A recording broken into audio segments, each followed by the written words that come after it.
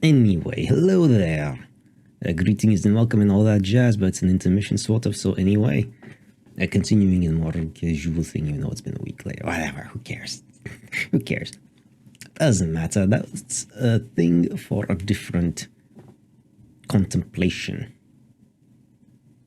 Nah, I'm not gonna try and explain what that means. I don't know what that means.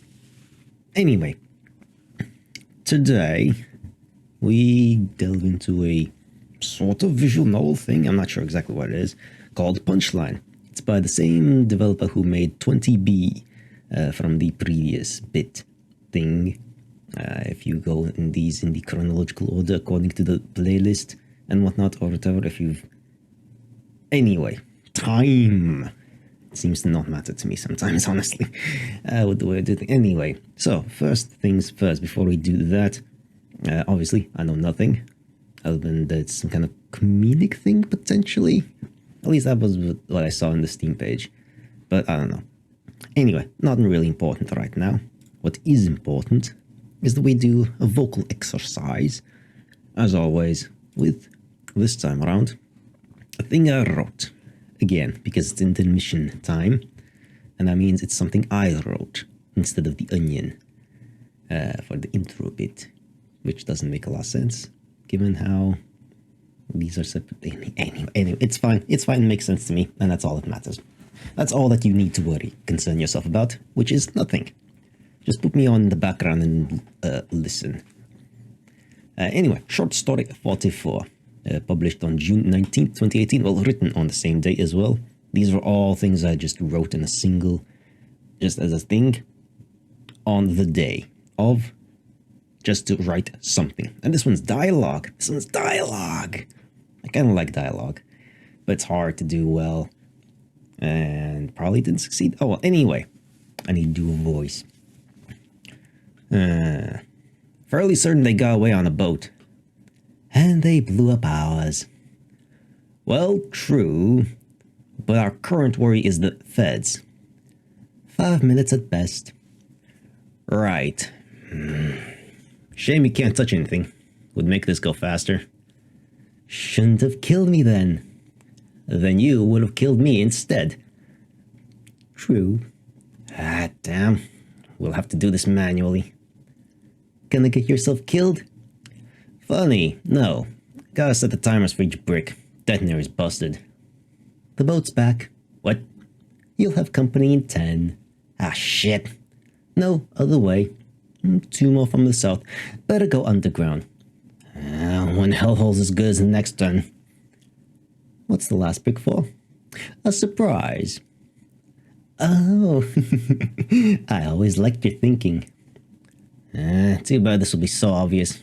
Well, but no choice now. Ah, nice. I wish I'd feel those dominoes tumble. This dust is killing me. Where am I? Oh, there was an explosion. I guess I should have insert explosion noise here in between those. Oh, well, anyway. Cop city for miles. Better get used to breathing gravel for a few hours. Ah, fucking hell. Wish I still had company insurance. Sure. Just filed beneath police bribes, but not after banned bullet bulk purchase deductions. Smartass. I aim to please. So, to pick up from before we were rudely interrupted, what safe house did you have in mind? Right, that. One of my buddies retired, but got in an accident during his vacation in Australia. Divorced, ex living in another state, kids making it all on their own. So, nobody around to notice, subject to us using his Florida beach house as a getaway. Well, boss did say lay low after this job. Can't get much lower than that. And none to care that you are haunted by a ghost. I can see it already. Florida man fights imaginary cop buddy. Loses brick of C4 in lake. Climb up here. Parking lot 1 block over. I guess now's the time to finally teach me how to hotwire a car. Nah, punk in the blue Chevy. Just get his attention and knock him out. Fine. By the by, it's Daddy's birthday gift from a year ago. Doesn't know the kid's on more than just pot. Lovely.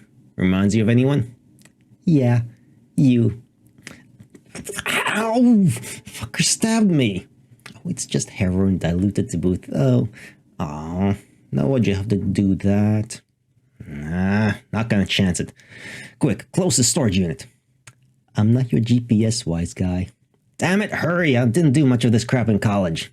Oh, just drive and I'll tell you where to turn, you big baby. Okay, it's okay. Probably needs a redraft or like 3, but it's workable. You know, it's workable as an idea. As a starting point, it's workable for something. For what? I don't know. Probably never will be worked on by anyone for anything. Anyway, doesn't matter. I enjoy that a little bit. Now, let's punchline. Let's go. Let's punchline. Let's punch some lines or something. I'm not sure. But episode select. Let's go with episode 1, obviously. There's 9 episodes, alright? Let's see. Ooh, suddenly music. Alright. Wando. We live in the world of conspiracies. And I'm not just balking about how waifus were really designed to lower the American birth rate. Now the sky is really just an LCD screen, or even how our pre-Masons created NASA to become interdimensional space lizards. Okay, wow, this guy. All of the things. All of the things, wow. I haven't even heard. All of these are unforgivable, by the way. Sure, and not true, but okay. No, my good friend. I'm talking. Yeah, the font makes it look a bit weird, but anyway. I'm talking about the kind of conspiracies that can get you silenced. Clipped. Whacked. Like how there's actually secret societies, rich and powerful people that have controlled world events from the sidelines. And conspired to conquer the world and manipulate the masses through mind control devices and occultic and supernatural rituals. Oh, Jesus Christ, this nonsense. Great. I'm kind of a bit of context. I am quite a bit exposed to a lot of these kind of conspiracy talk nonsense. Well, critical of it, obviously, because it's a bunch of nonsense. Well, like, through a few podcasts that I listen to. So, like, most of this stuff is not really a surprise. I mean, like, I've heard worse stuff. like this is just like, this is cookie cutter conspiracy nonsense. Such a group only aims to foster chaos and destruction. Yeah, their aim is to reduce the human population. For what purpose? Nobody can ever answer that, because it's just like, here's how you dismantle any conspiracy theory. What is the profit motive? Who profits? How? Why? But they always have a counter. They're space aliens, or they're lizards, or they're clones, or they're soulless demons, or whatever. All they care about is destruction of humanity, and blah blah blah. So you can't argue with that. There's literally no arguing with conspiracy theorists nut job like that. They don't actually have to believe in the conspiracy theories. They just, like, typically they just do it for their own profit. Fear-mongering is what it's called. Anyway. Conspiracy or... No, they call it the Majestic 12. Oh, M12. Ah, we've heard of that one before. I don't know the details because it's all bullshit, but yes, Majestic 12, that's a common one. That's a fairly common one. It used to be the Freemasons, it used to be the Illuminati and whatnot, the Protocols of the Elders of Zion. That's the one that kind of doesn't actually go away. But yeah. Yeah, Majestic 12. Yeah, nothing new there.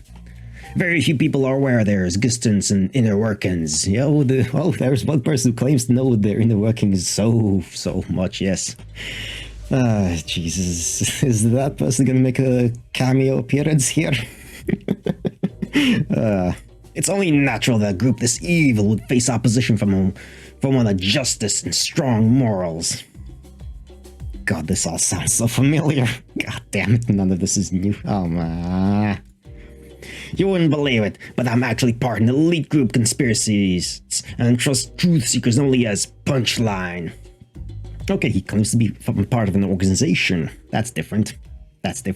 Typically, these people don't ascribe to an organization themselves, because that makes it easy to ascribe conspiracies about their organization. They're like independent thinkers and whatnot. Like, you know, they can't be silenced. They're always like, they're the only ones who know the truth, and they're, you know, the conspiracy, the ones they are, the elites they talk about running the conspiracies, don't silence them because that would prove their conspiracies and everything else. So it's like, it's circle jerky. It's like an Ouroboros nonsense. Our objective: to protect the world and expose the Majestic 12's evil conspiracies for all to see. And they always have these white papers that they prove these conspiracies. Like, they all have these, you know, Agenda 21, which is a real thing, but it's not actually like evil. It's just like some kind of international organization that, like, yes, we have this agenda to do these kind of, like, you know, things to achieve better, like, trade partnerships, or like incentivize, you know, certain technological processes or whatever, really boring bureaucratic things. But then they give them these like very evil sounding names, ones that are very easy to make sound evil.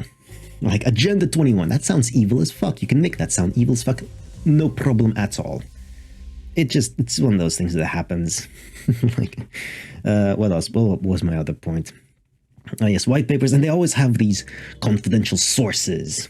It's very often like some kind of lieutenant colonel, like, you know, they have these people on the inside who are breaking rank and telling these fucking random nobodies that like we gotta get this out there to the masses. But you can only do this through this like weird local like conspiracy nutjob radio host who like 10 people listen to and is ridiculed by everyone, because that's how you're gonna stop the fucking globalists from taking over the world, which they always control. Oh, that's another thing. Globalists. It's always, yes, the power of the enemy is always so unimaginably vast that they can do anything.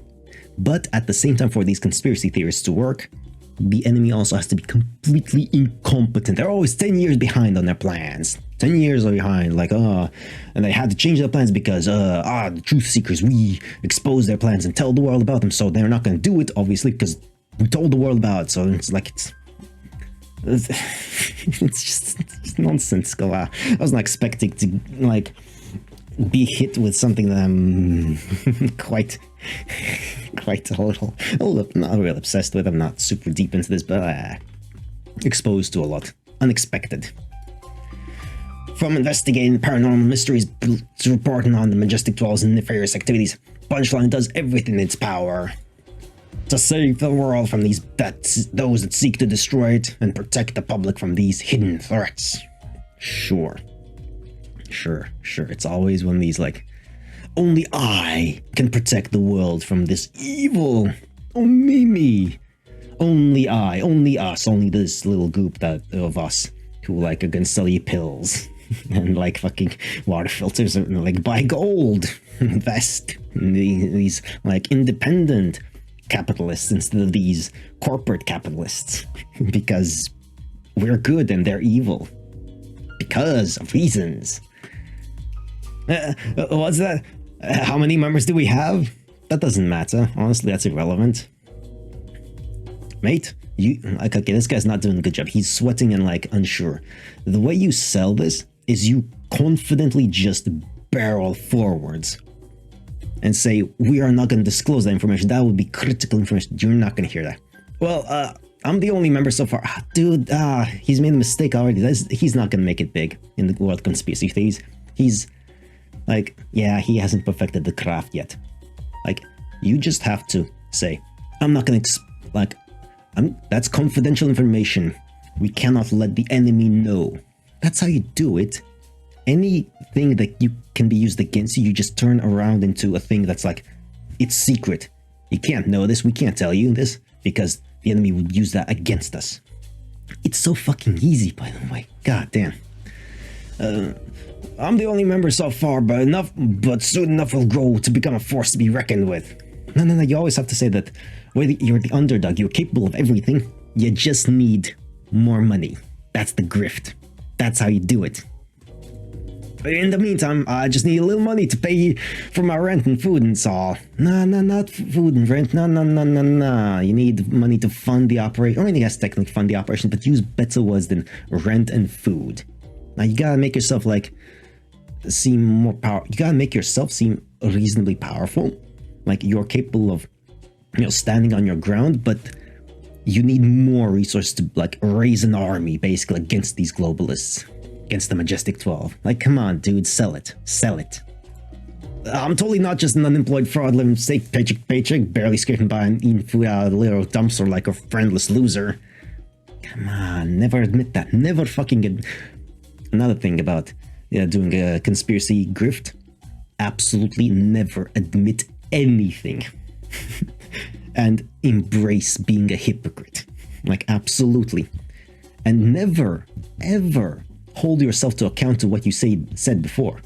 Anything, like if you say, the sky is blue, and tomorrow you say, the sky is orange, but the next day you say, I've always said the sky is green, and you just completely ignore everything else. Just complete, like, you just barrel, like, that's the thing. Barrel forward. Do not give your audience time to think, to do anything. To, like, contemplate. Just move forward. Move forward, dude. Come on. That'd be absurd. Ha ha ha. Ahem. Look, pal, for now, just think of me as a self-employed jack of all trades. I'll take any job or errand that needs doing to ensure I can put a stop to the Majestic 12's evil schemes. And to make enough money to survive in this damn city.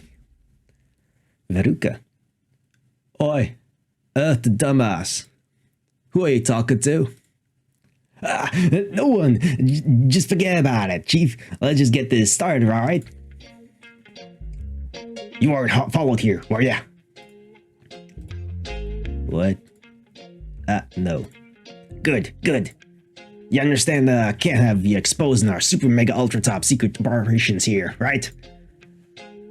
You dragged me out of work for this. Yeah, but it's for a good cause, alright? You can't make me look like a yutz in front of this schmuck looking on us from behind monitor. I gotta look dependable and handy for the website's promotional video so I can attract an audience for these conspiratorial ramblings of mine. Come on, never admit that. Never admit that it's just ramblings. Like, if you want to actually convince people, you don't say that you ramble. Like, you say that you ramble if you don't give a fuck about, like any of that stuff, like me. Like, I say I ramble because I do. I don't give a fuck about growth and shit like that. I'll be happy at 0 because I have an audience of 1 myself. That's fine. No one's gonna listen to me if I come off as a loon. Oh, they will.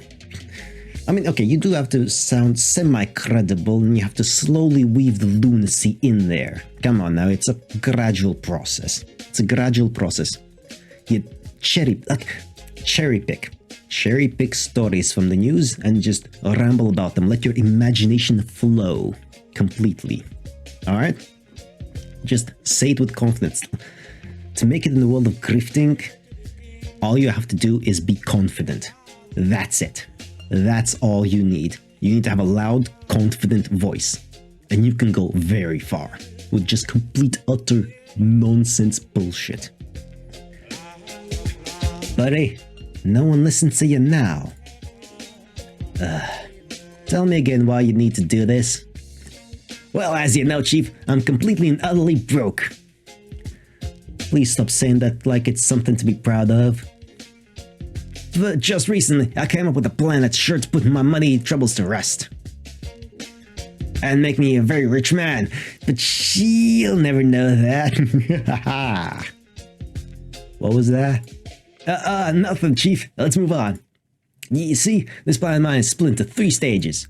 Stage 1 consists of me spreading the truth about these conspiracies and the paranormal activities going on around town. Paranormal, aliens as well. Aliens as well. Excellent. Perfect. Aliens are involved. Yeah, he's going full bonkers. He's not sticking to terrestrial conspiracies. No, it has to be aliens. The spider leadership will be involved, hopefully. That's a super deep reference. I don't think anyone will get that. Good. You're not supposed to. If you do, I am sorry. Your mind is as broken as mine then, if you understand that, what spider leadership refers to. You are broken. Just as much as I am then. Congratulations. I'm so sorry. Through this, I'll make a name for myself and establish a big enough platform for me to start selling merchandise. Gadgets and conspiracy-repelling remedies. There we go. He's trying to do the grift. He just doesn't know how to do it yet. He's too nervous. He's just too nervous. That's his problem.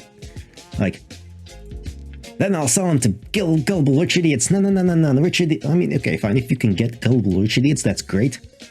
The way you do this is you market it to, like, I mean, it's horrible. Don't do that.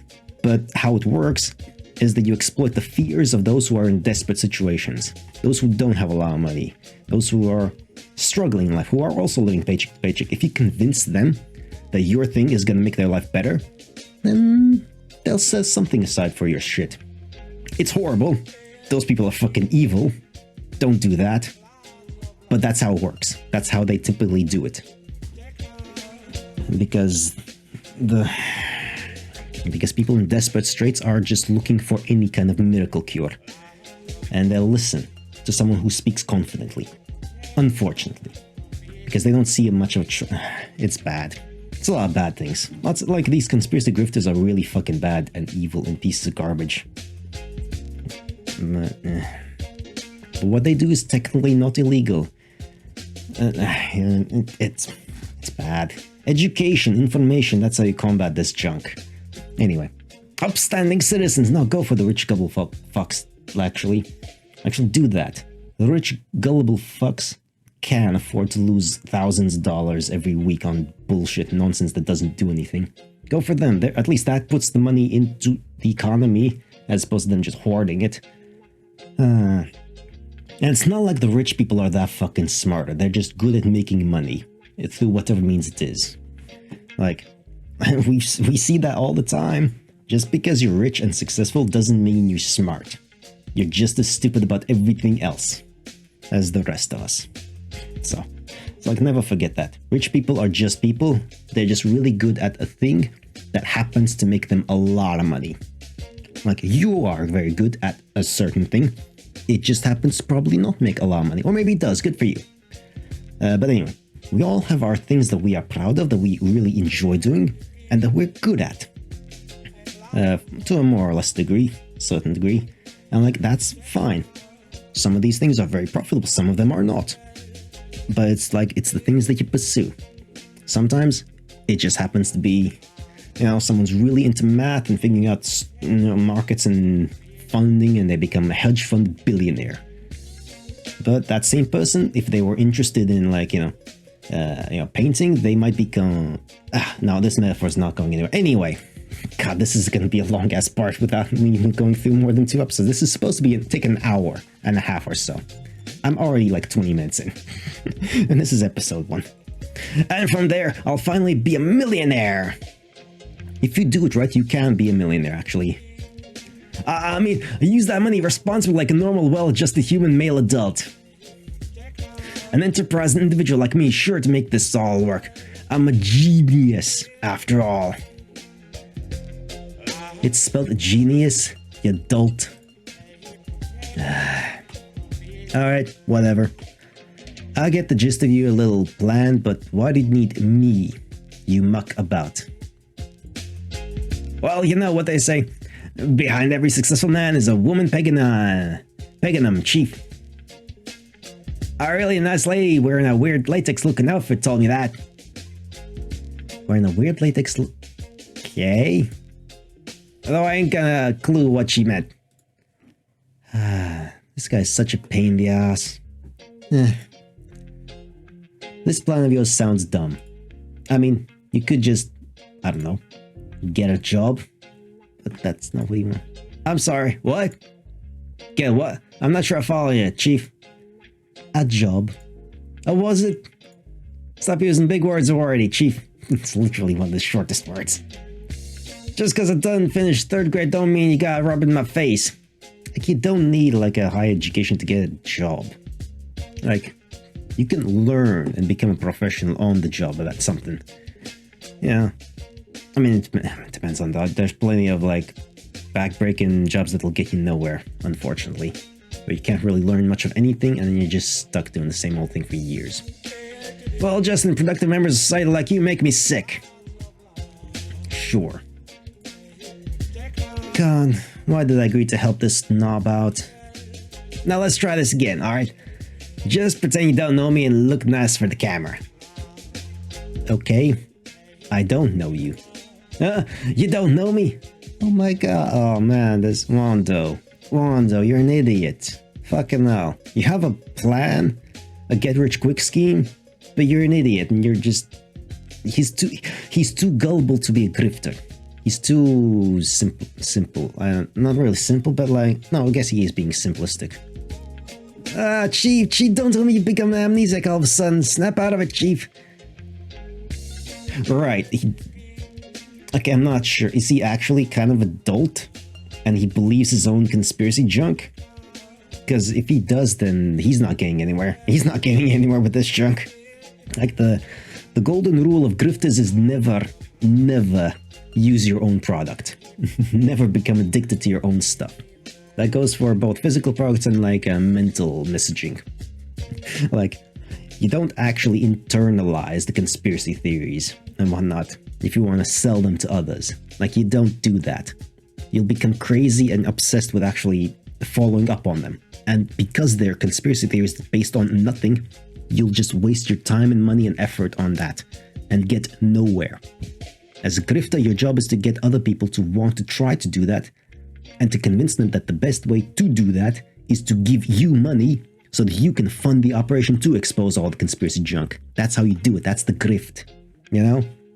You convince other people to give you money so that you can do all the work, which you're not going to do. And you just say that you doing it, and then the conspiracy theory things are changing their plans and you gotta fund a new operation to do and whatever, and you just keep the thing going for years and years and years. That's how it works. No, I was just joking. You know what? Forget it. I forgot I was talking to this mug. Let's just get the show on the road already, you dumbass. Ma'am, yes ma'am. Give me a problem. Any problem that you're struggling with. I guess I've been a bit drowsy recently. Kinda knackered all around, really. Whoa, I'll feel it, the majestic 12 influence emanating from within ya. Oh, an awful aura. You've been compromised, Chief. This is what they do. They surround you with negative influences when you're at your worst, awaken your energy fields and make it easier to manipulate you. They're energy vampires, it tells you. Oh yeah, vampires, there we go. Vampires. We gotta do something about this. Everyone's a vampire. And Chief vampires. And Prince Charles, I guess King Charles now, is the Chief Dracula. He's a Dracula. One of those things. There's vampires and there's traitors? No. Patriots. Yes, there's vampires and patriots and Draculas. And maybe a third thing. Yeah. We gotta do something about this. Commence Operation Drowsy Wowsy. Correct. Ahem. You came to the right place, citizen. We're primarily an investigations agency and publication network that specializes in conspiracies, occult magics, and entities from the beyond. Who's we, you doofus? But it's important to serve members of the community with simple things like this every now and then. Getting the public on our side is good and funding is important after all. Yeah. It's like killing two birds with one bush, Chief. You mean to say it's like killing two birds with one stone, you goof? That's what I said. Anyways, Chief, citizen. As acting conspiracist at large, I'd be happy to oblige. It's absolutely imperative that I strive towards ensuring you can feel better. I ain't really a book-learning guy, Chief, but did you know over 40 million Americans suffer from stress and anxiety? I wonder why. Might you be the cause of part of that stress and anxiety? Well, people like you, I guess. You have zero reach right now, Wando. But still, we gotta be talking measures in our life to bolster the release of chemicals like serotonin and cortisol to boost relaxation, balance our mood, and minimize stress and anxiety. Having a healthy mind is just as important as having a healthy body. A healthy body leads to a healthy mind, because there's less things for your mind to worry about if your body is healthy.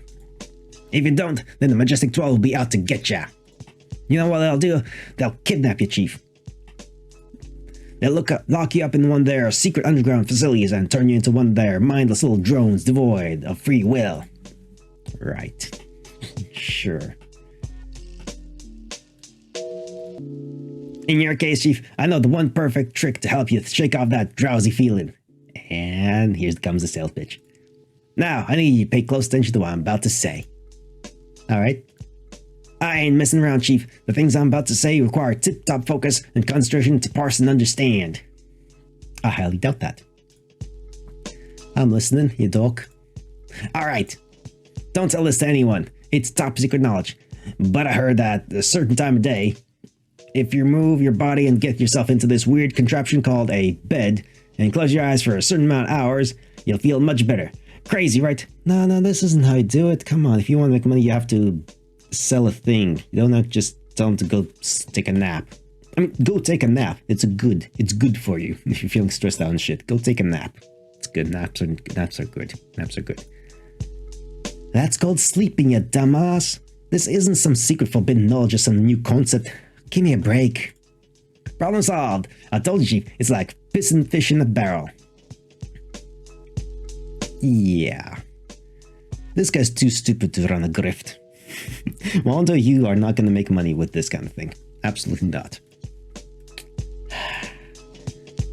Thanks for telling me the obvious, I suppose. It's all good, Chief. I'll get through to you someday, you dense idiot. Maybe.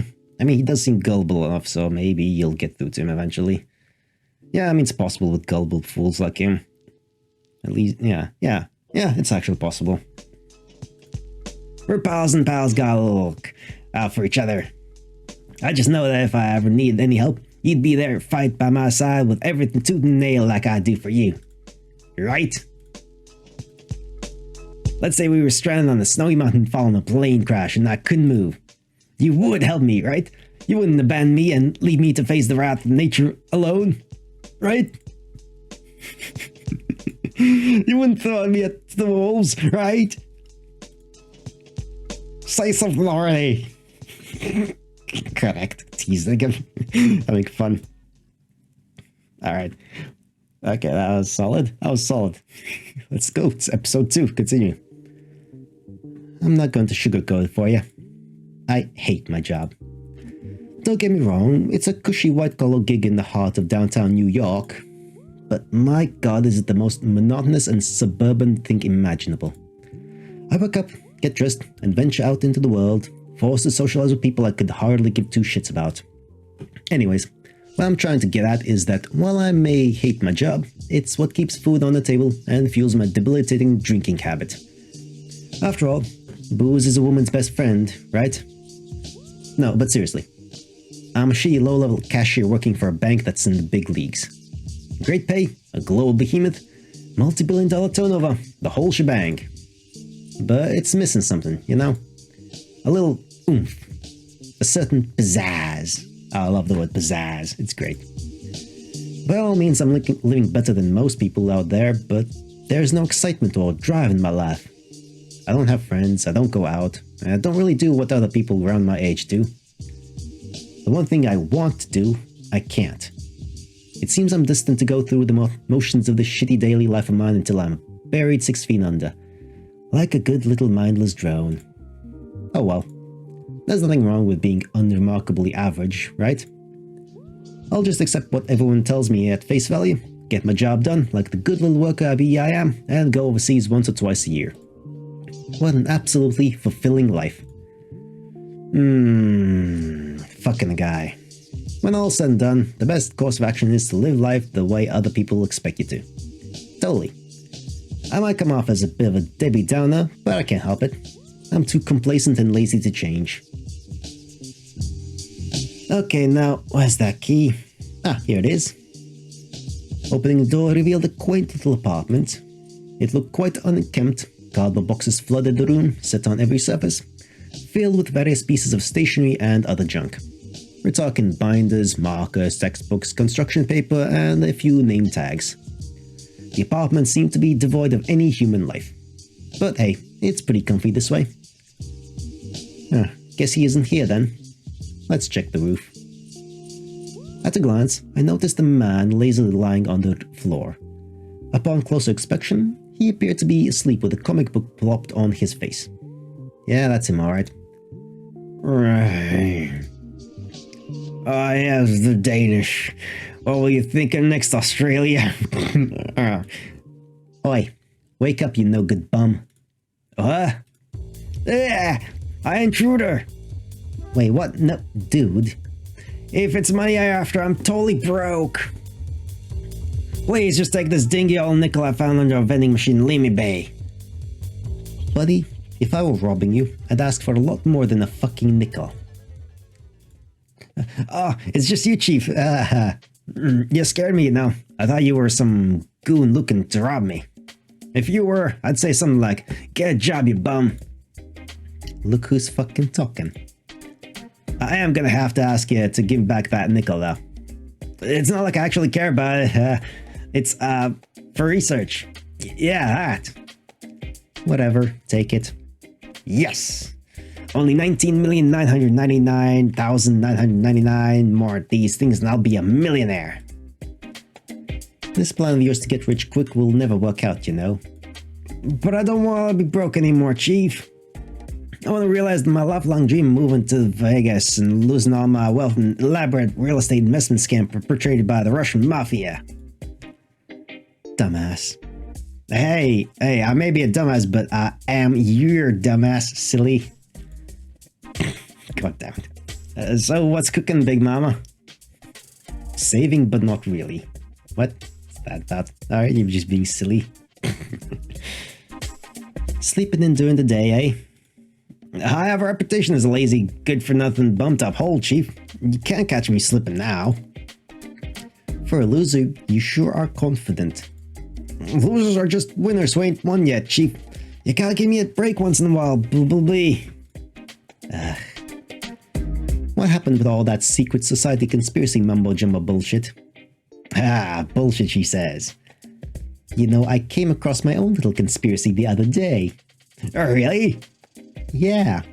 It's the super ancient Egyptian treasure located deep in the tomb of I fucked your mom. God damn it. You just think I'm messing, don't you? Yes, because you are. Wait, no. You're convinced of that bullshit, which is worse. Pretty much, my dude. I see. Well then, you leave me no choice, madam. Allow me to indulge you in a little history lesson, Chief. By the way, doing this voice is kind of killing me, honestly. I don't think I'll be able to do much more of this. Good lord, this was a terrible decision on my part, but I am committed now. Wando is crazy Alex Jones type. So, I apologize to my vocal cords. But I need more water than that. I'll have to cut this short. I think I'll do this and then I'll be done. I feel my throat dying. In the 16th century, two master alchemists and occultic researchers that go by the names of John Dee and Edward Kelly were engaged in the various magical investigations together. However, the two talented wizards would end up splitting with each other, following a clash in different ideologies. John Dee would pursue the path of light, while Kelly went down the road of darkness. Kelly's lust for greed drove him towards the dark arts. You know, necromancy and black magic, while Dee swore to stay true to the teachings of the Enochian angels. And it's from this that we, the two master alchemists, became engaged in a conflict that has gone on for thousands of years between the forces of light and the forces of dark. But didn't you say this was the 17th century at the start of the year? What? Dude. Dee was warned by Enochian angels that beyond our universe, beyond our plane of existence, a demon named Charonzon, the dweller of the abyss, threatened to rip our existence asunder and bring about the apocalypse of darkness. Worldwide wars, global loss of life, death and destruction at all levels. These are the consequences we'll face should you let any malicious agents gain access to the gates of the apocalypse, and allow these sinister Archon beings to flood into our dimension and sabotage our way of life. The great knowledge has been suppressed by the evil puppeteers of society, but I'll expose the hidden truth, our reality, and put an end to the majestic wealth, $1 at a time. Right. You're such a turn-off, you know. Oh yeah, what turns you on then? A nice walk around the block and a prayer before dinner. Look, Chief, I've had a rough few days and my sleep schedules is all messed up. Not to mention I ain't had a decent meal in weeks. Been a secret agent slash crime fighter slash adult diaper salesman is tiring work, you know? Well, at least I have pussy to keep me in there when the going gets tough. Hey, did that seriously just come out of his mouth? What did you just say? I love pussy, Chief. Sweet pussy, tangy pussy, hot pussy, cold pussy, I love them all. I could drink pussy all that long. You just have to appreciate that natural energy. Right, I think he's misnaming a drink. Okay, let's hold the fuck up for just a second. This is wrong on so many levels that I don't even know where to begin. I know we mess around a lot, but this is taking it too far. What? What's with the pervy delusions, you mega perv? No, he's talking about, like, energy drinks, I think. Did I say something wrong? You know what you said, you degenerate? That's not what you meant. Come on now. Suddenly, it all starts coming back to him. So that's how it is. His face starts to contort into a knowing smugness. Oi, I feel like you're blatantly misunderstanding some things here, Miss Pervert. I guess you ain't as cool and suave as you make yourself out to be. What? In an instant, he whips out a large, thick, phallic object. No way. It's an energy drink. Well, yeah. Of course it is. Not just any energy drink. 100% natural blend of grape juice, lime, grenadilla, lackey, and fizzy water infused with 6 selected botanical herbs. And despite all that, it still tastes like crap. Well, at least he ate. At least. Pussy. What a dumb name. The drink's pure, Chief. You're just a dirty-minded perv. Shut up. You had the perv of saying it in such a pervy way. You're pretty funny, Chief. I can't help but think you're looking real comical when you get flustered and embarrassed like this. You can give, but you can't take. Shut it. God, you really piss me off sometimes. You're dumb. You know that, right? Oh, duh, dummy. I only know 2 things, Chief. Being dumb and being a dumbass. That's the same thing, you dumbass. Still though, Chief, I thought you knew me better. I'm the last person you should expect something like that from. I'm a kissless, hugless virgin after all. Hey, don't say that with such a smug and satisfied look on your face. You're pissing me off. Right, my voice is killing me. Honestly, I literally can't do more of this. I'm sorry, Wando. That was a mistake on my part. So this will have to be cut short. And probably, good lord. All right, yeah, no, I can't do Wando's voice. Fucking hell. Ip. Bloody hell. I just can't. I literally can't do more of that. That's painful.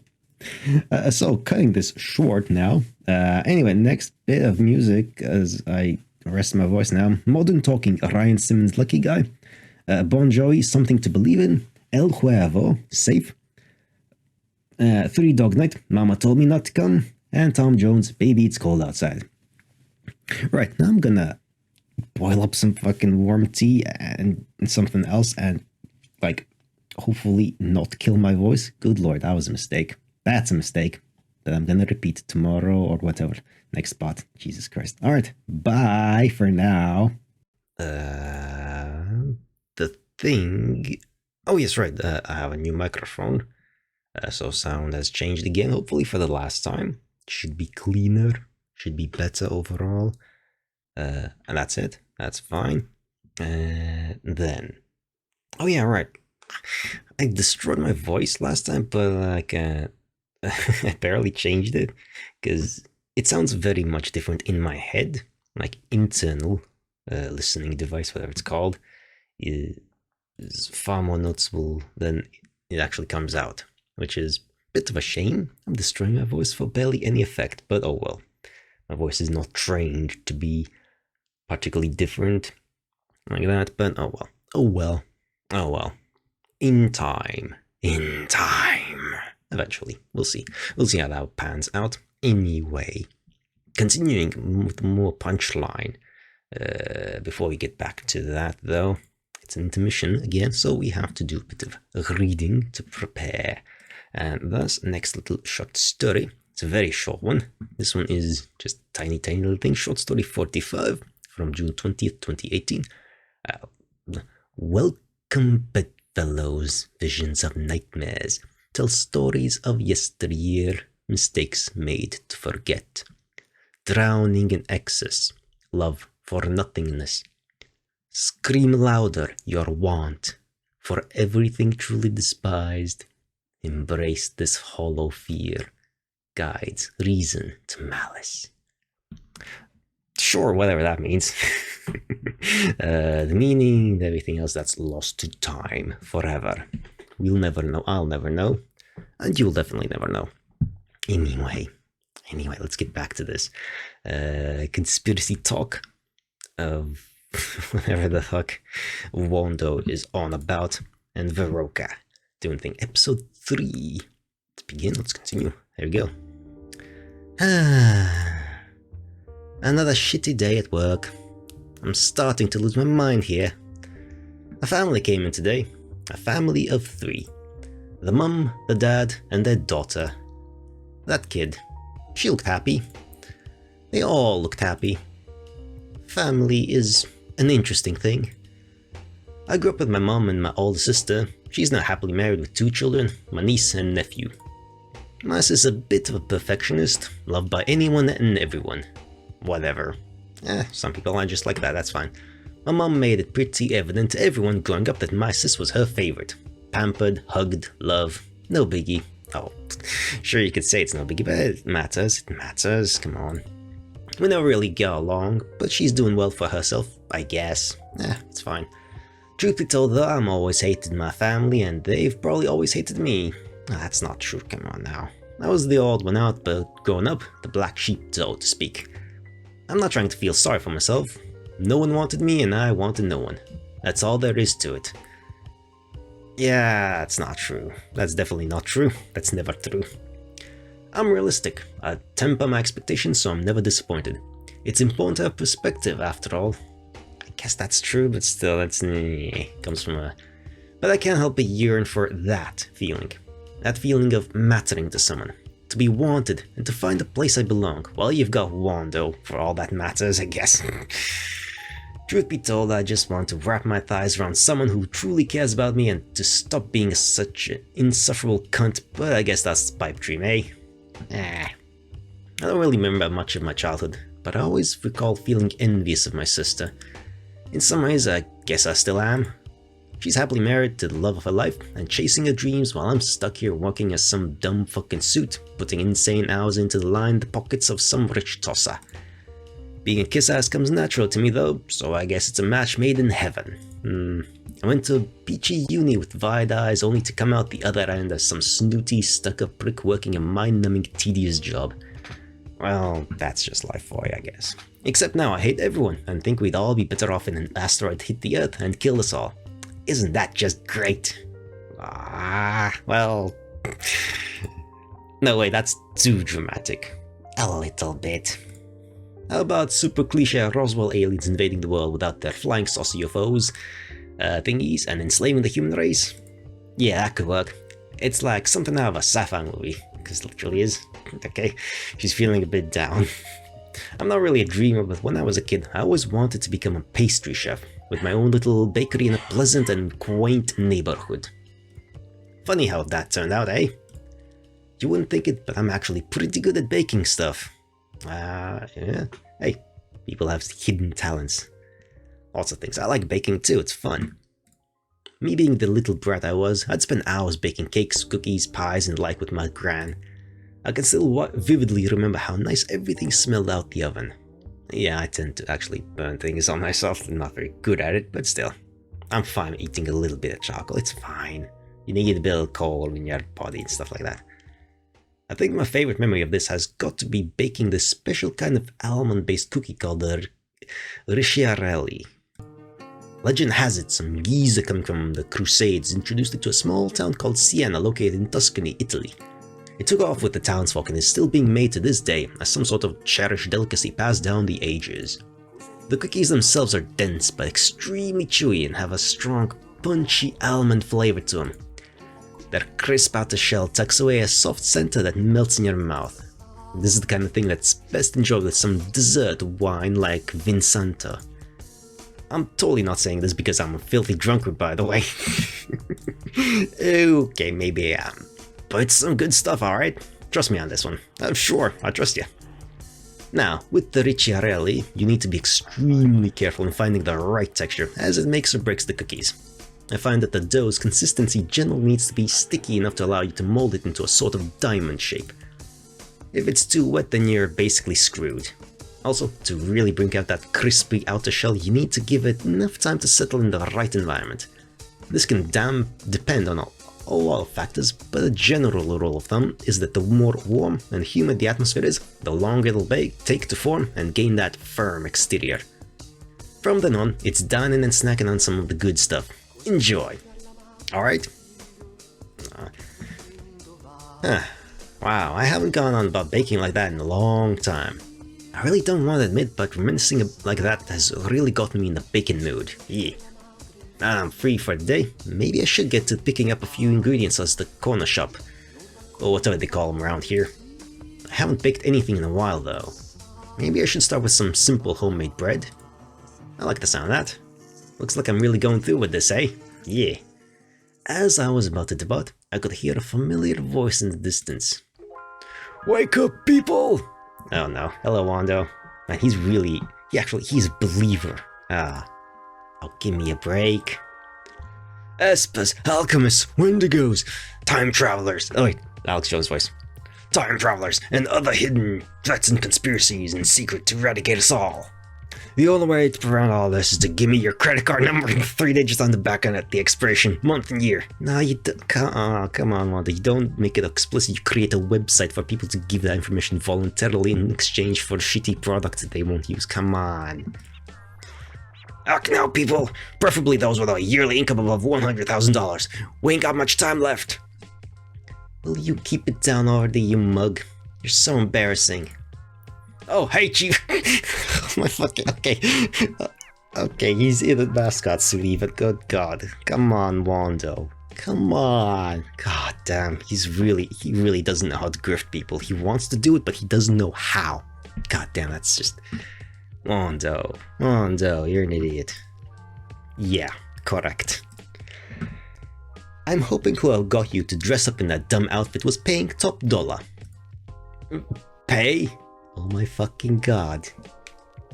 Oh my god, Wanda, why the... Wow, that's... Look, Chief, I may be poor, but I wouldn't stoop to something as low as getting a job. Balance $0. Good job, Wanda. Yep, not me. Of course you wouldn't, you bum. No, seriously though, what's with the ridiculous getup? Ridiculous? Please! It's called fashion, Big Mama. It really isn't. It really fucking isn't, Wando. I'm a high-value target. I gotta keep a low profile at all times, otherwise the Majestic 12 come after me, and this disguise helps with that. Right. Yes, correct. There's nothing to say against that, that's just... You've made peace with the fact that you'll never be with a woman, right? Of course! No, wait, I take that back. So, what are you doing here? I can't just let my trusted sidekick fall ill to one of the Majestic 12 schemes on my way here. Sidekick? If anything, you're my sidekick, you numpty. They're a potential danger after all. The only potential danger here is you. That's why me and Sally are here. Sally? Yep, my superbike that I use to fight crimes as the feared and respected finger gun hero. Finger gun hero. Hello, Sally. Hello, Sally. That's a nice little moped. You have a name for your bike? Hey, that's fine. That's fine. Huh? Don't you name your stuff, Chief? You're alone on this one, Prez. It's fine. Adding sentimental value to your things is totally fine. That's legit. Like, no problem with that, honestly. I ain't got a lot of stuff in my life that I can call my own, Chief. Sal's been with me through good and bad all my life. When I'm riding her, speeding through the hustle and bustle and noisy New York traffic, I feel like I'm on top of the world. Her presence gives me a special kind of freedom, you know. A place where I'm free to live my life with a smile on my face. How poignant. Anyway, what are you really here for? Alright, fine. I was wondering if you had helped me settle an argument, Chief. Can't you just ask when you're friends or whatever? That's right, Chief. I have no friends. Stop saying that like it's something to be proud of already. You'll make me feel bad for you. Fine, whatever. Before I do though, come help me up with some shopping. Affirmative, Commander. Let's get going. Whatever. Sheesh, Route 33 really is busy at this time of day, eh? Then again, when is it not? The place is ripe with cars, buses and pedestrians. Typical Middlesbrough fare, I guess. Even the annoying arse, unpredictable taxi drivers who refuse to obey traffic laws. I may dislike these yellow cabbies, but they're way better than rideshare drivers who make turns from middle lanes like they think they're fucking rock stars or something. You aren't better than the rest of us, you blend. Get in line. Something strange is going on. You don't say. We're in the middle of blaring New York traffic, riding down the busiest street in the world, yet it feels unusually quiet. I take a glance at the bozo sitting in front of me riding this thing, and notice he's been quiet the entire time we've been out here. This is odd. He's usually yapping his mouth about something dumb without a care in the world. I playfully poke his cheek. Hey, say something already. This silence is unnerving. Sorry about that, Chief. I have a habit of just spacing out sometimes. So what were you mumbling about back there? You said you were busy with something. It was nothing, really. Just forget it. Aw, come on, Chief. You can tell me. Fine. You really want to know what's going through my head that bad, huh? Well, I'll oblige. I don't know what it is. It's just... I've never really been good with people. All my life I've been desperate for some kind of genuine human connection, but all I do is push people away. There's so many different things that separate us all, you know? Things like language, culture, nationality. But there's one thing that connects us. Food, nourishment, sustenance, that sort of thing. Doesn't matter who you are, we all need to eat at the end of the day. Making and sharing food with people is what brings us together despite our many differences. It's a unifier, allowing us to form bonds with others, feel part of a community, and create happy memories that'll last a lifetime. It sounds silly, but I want to forge connections with the people I truly love and make them happy the only way I know. Bacon. I'm not good at cooking or anything really, but I really love bacon. I used to bake a lot. My gran is a baker. My childhood was spent with her in the kitchen making stuff, baking stuff all day long.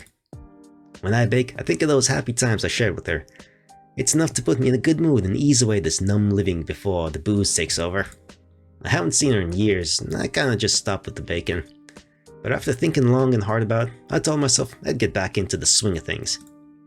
That's really admirable, Chief. I respect that. You do? Of course. I may not be the sharpest bulb in the environmentally friendly plastic stackable storage drawer, but even I understand how important it is to passion be about something. Just like my love for coffee and donuts. Ooh, westerns and superhero too. Dork.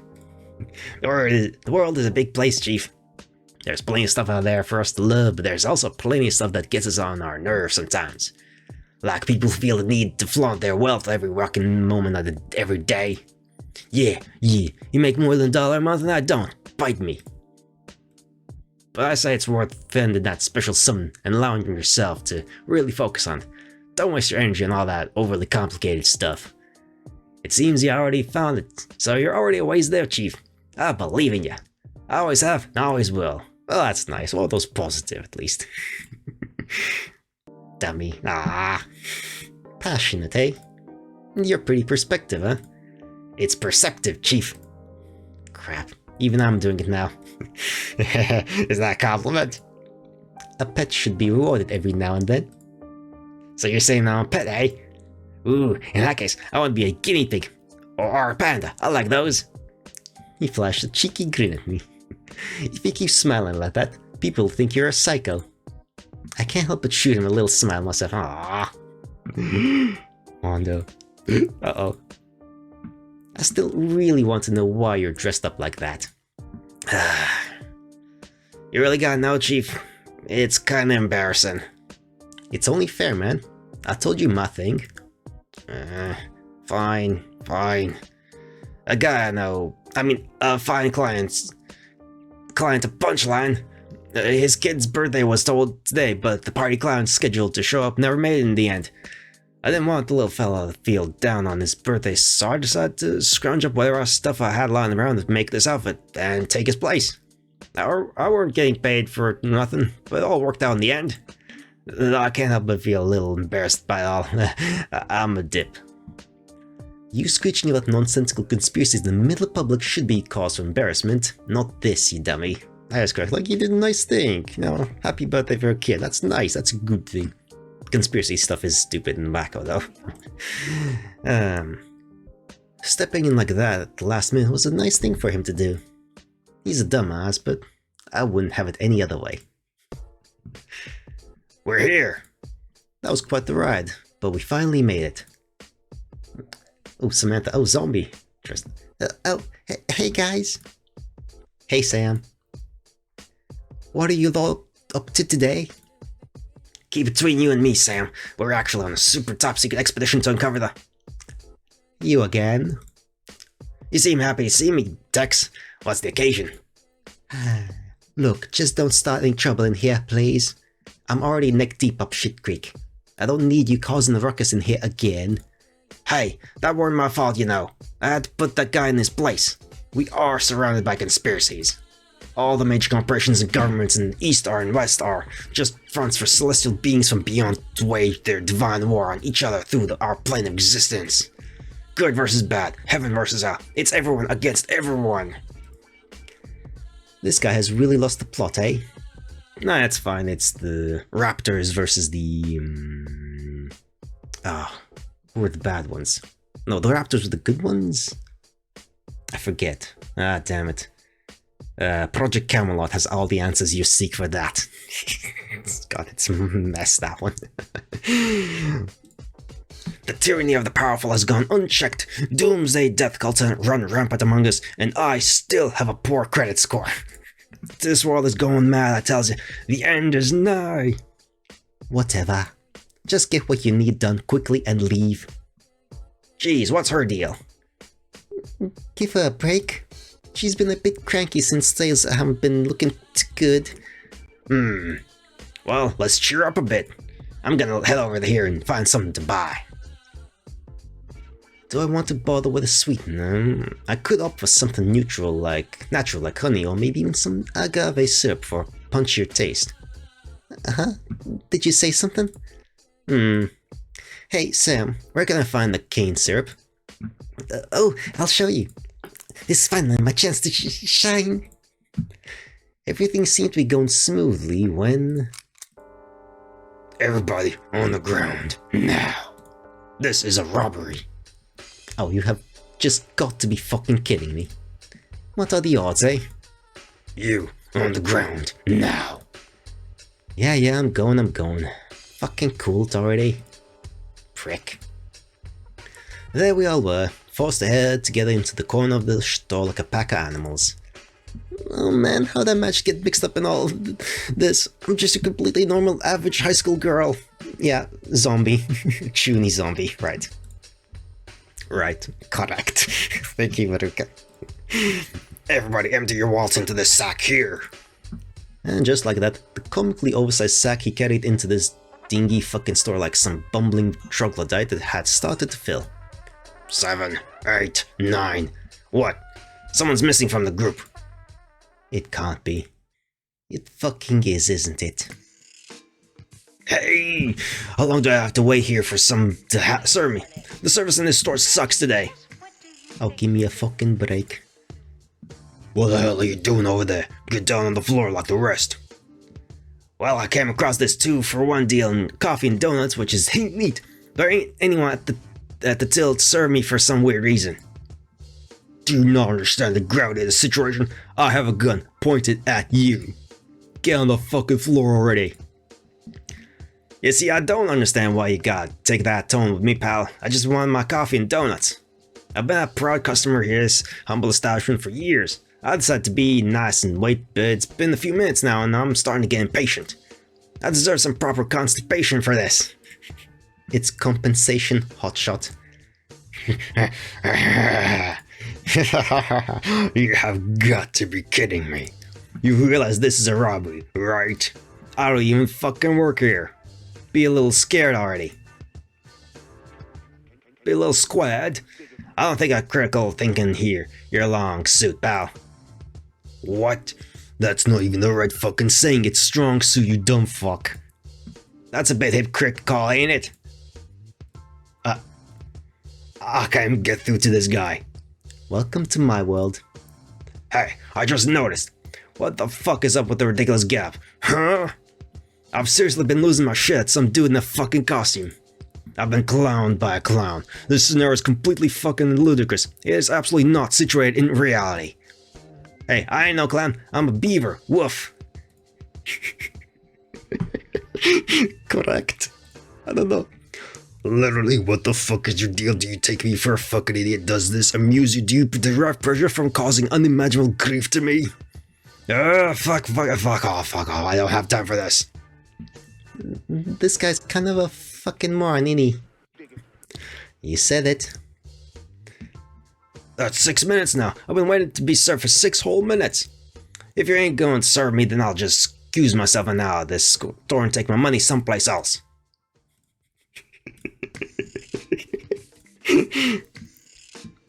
Would you like a big with that, sir? Now we're talking. Dumbass. Both of them. What the fuck is happening there? What the fuck was that? Alright, I guess that's it. Sure. Okay. Right. 9 PM on a Friday night. Another rubbish day is coming to an end. How long am I going to repeat this routine for? This park. I hate this park. Truth be told, it's kind of hard to even call it a park. It looks like it's just 3 benches. It's a tiny spot situated in a small lot in between 2 brownstones on 71st Street. There is some basic seating here and there, and I like to come down here sometimes. After all, it is a nice, peaceful respite from that fast-paced and lonely city lifestyle that I've come to loathe. But this park, it's accrued quite a reputation over the years. You see, this park is a well-known makeout hotspot. You've got lovers left and right, using this extremely small park to smooch and show affection and shit. When I see happy couples like that in the public, I wish they'd all die. I used to be quite reckless, you know? Whenever I felt down, if the bottle didn't do the trick, I'd always look for warmth in the bodies of others. I'd always let people I didn't even like get the better of me and take advantage of me, but I didn't want to be alone. I didn't want to feel isolated. I hate seeing happy couples out in public. It just reminds me the stuff a girl like me will never be able to have. My head's killing me. I think I'm going to unwind and treat myself to the old giggle juice, if you catch my drift. Hey, back off! It's been weeks now. Did you really think you could get away with not paying us? I told you, I'm broke. I can't pay it off right now. I'll give you till the end of the week to sort it all out. I ain't letting you slide this time. Hey, what's with the ruckus? My head's banging, I'm trying to relax over here. I could really do without some bottom-feeding mouth-breather causing trouble. Who the hell are you?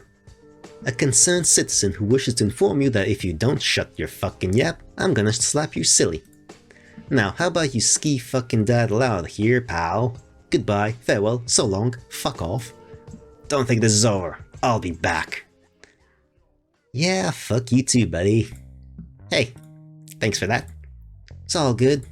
What was that about anyways? It's no big deal. He's been badgering me for a few weeks now for not paying off a debt. Nothing to worry about, really. Well, shit happens, I guess. If you don't mind, I'll see myself out. It's time to get hammered. As they say in some European shithole, au revoir, fuckheads. Hey, wait. There's just something about you. I can sense it. Your lust for the drink, for the bottle. I can smell it too. Underneath that fragrant scent of yours is a beanie-weenie twinge of rum. Normal people wouldn't notice. But we ain't normal, are we? I could never forget. The fierceness to which you'd chug booze down, the insatiable spirit. Juicy Lucy. The queen of New York's competitive drinking scene. Milady, it really is you. You're a legend.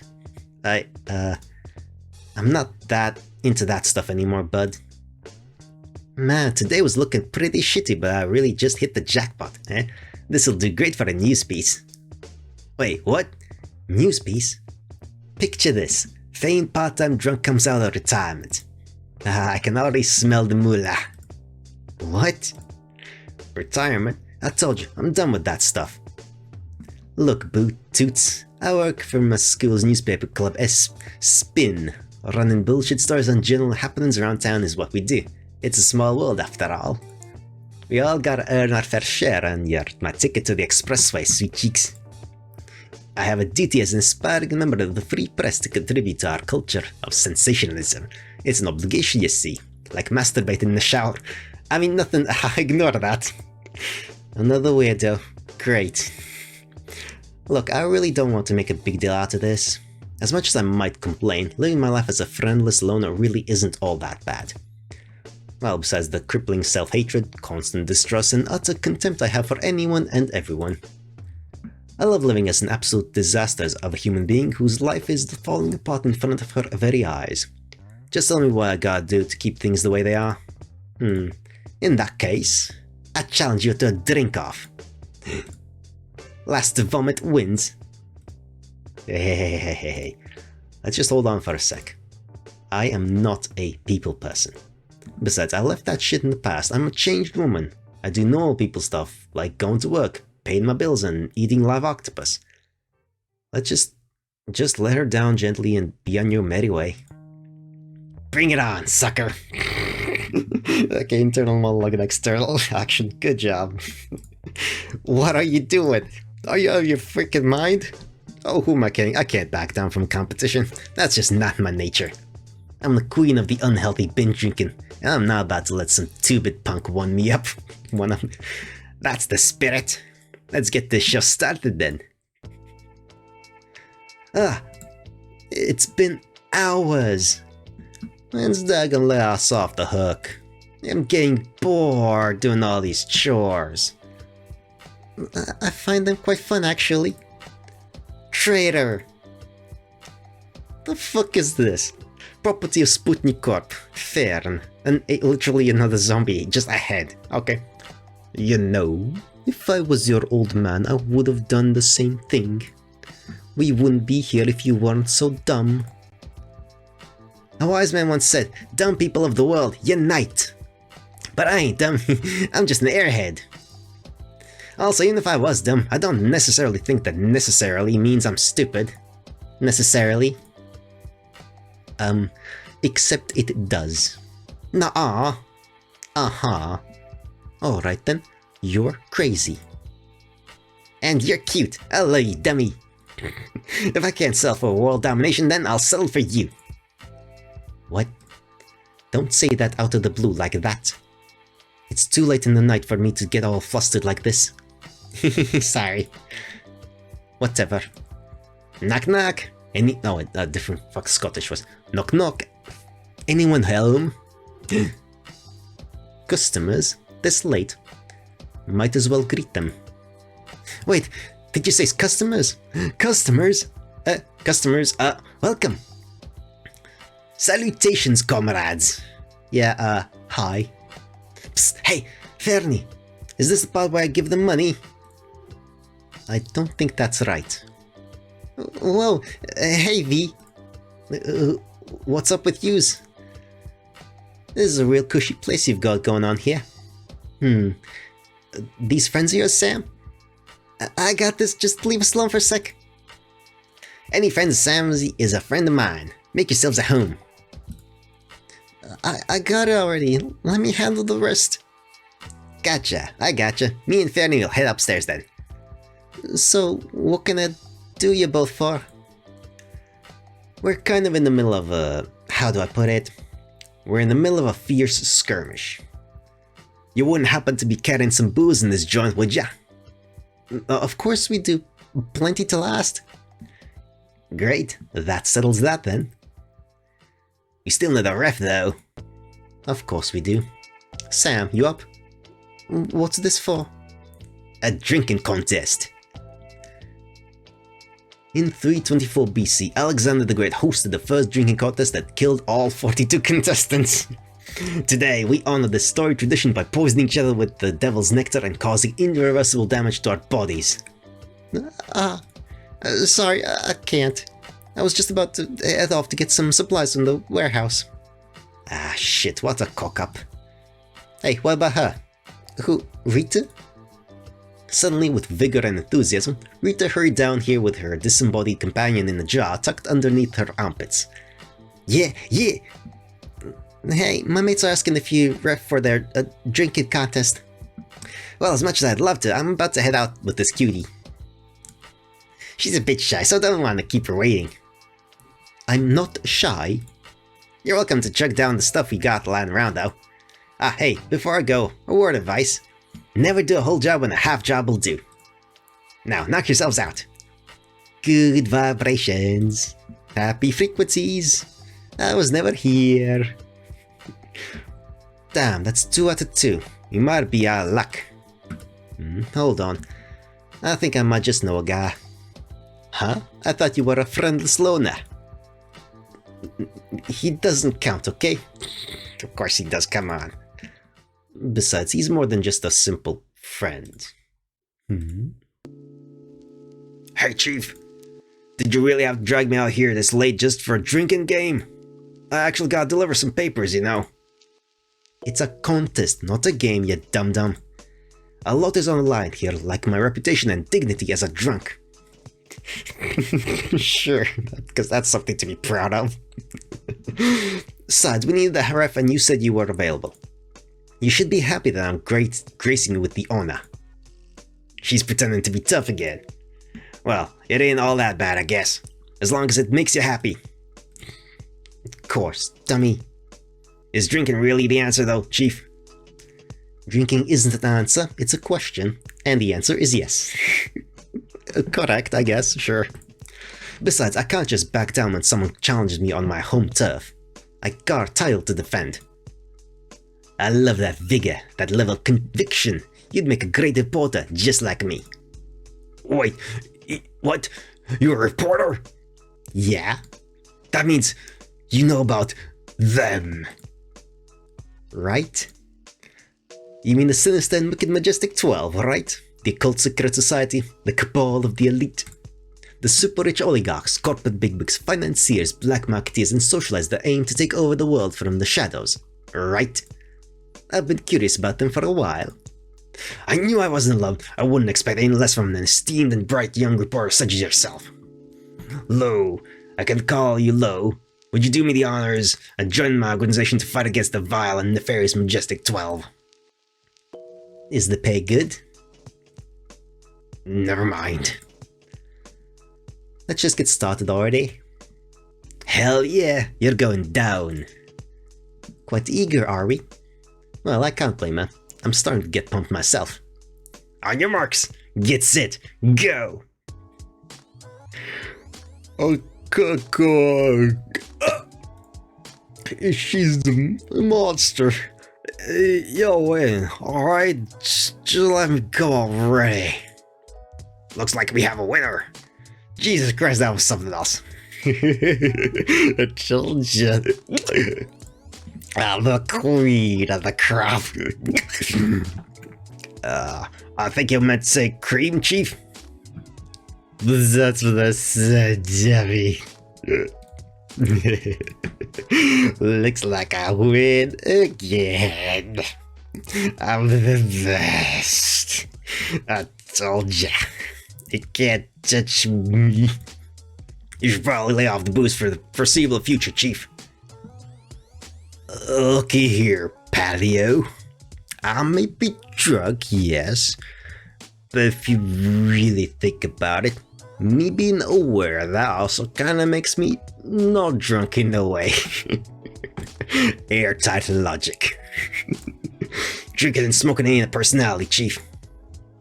Suck my frickin' tits, ya prick. I'm too innocent for that stuff. You're 24. I'm a growing boy. I think she's out it. You should call it quits with the drinking. Yeah, you're right.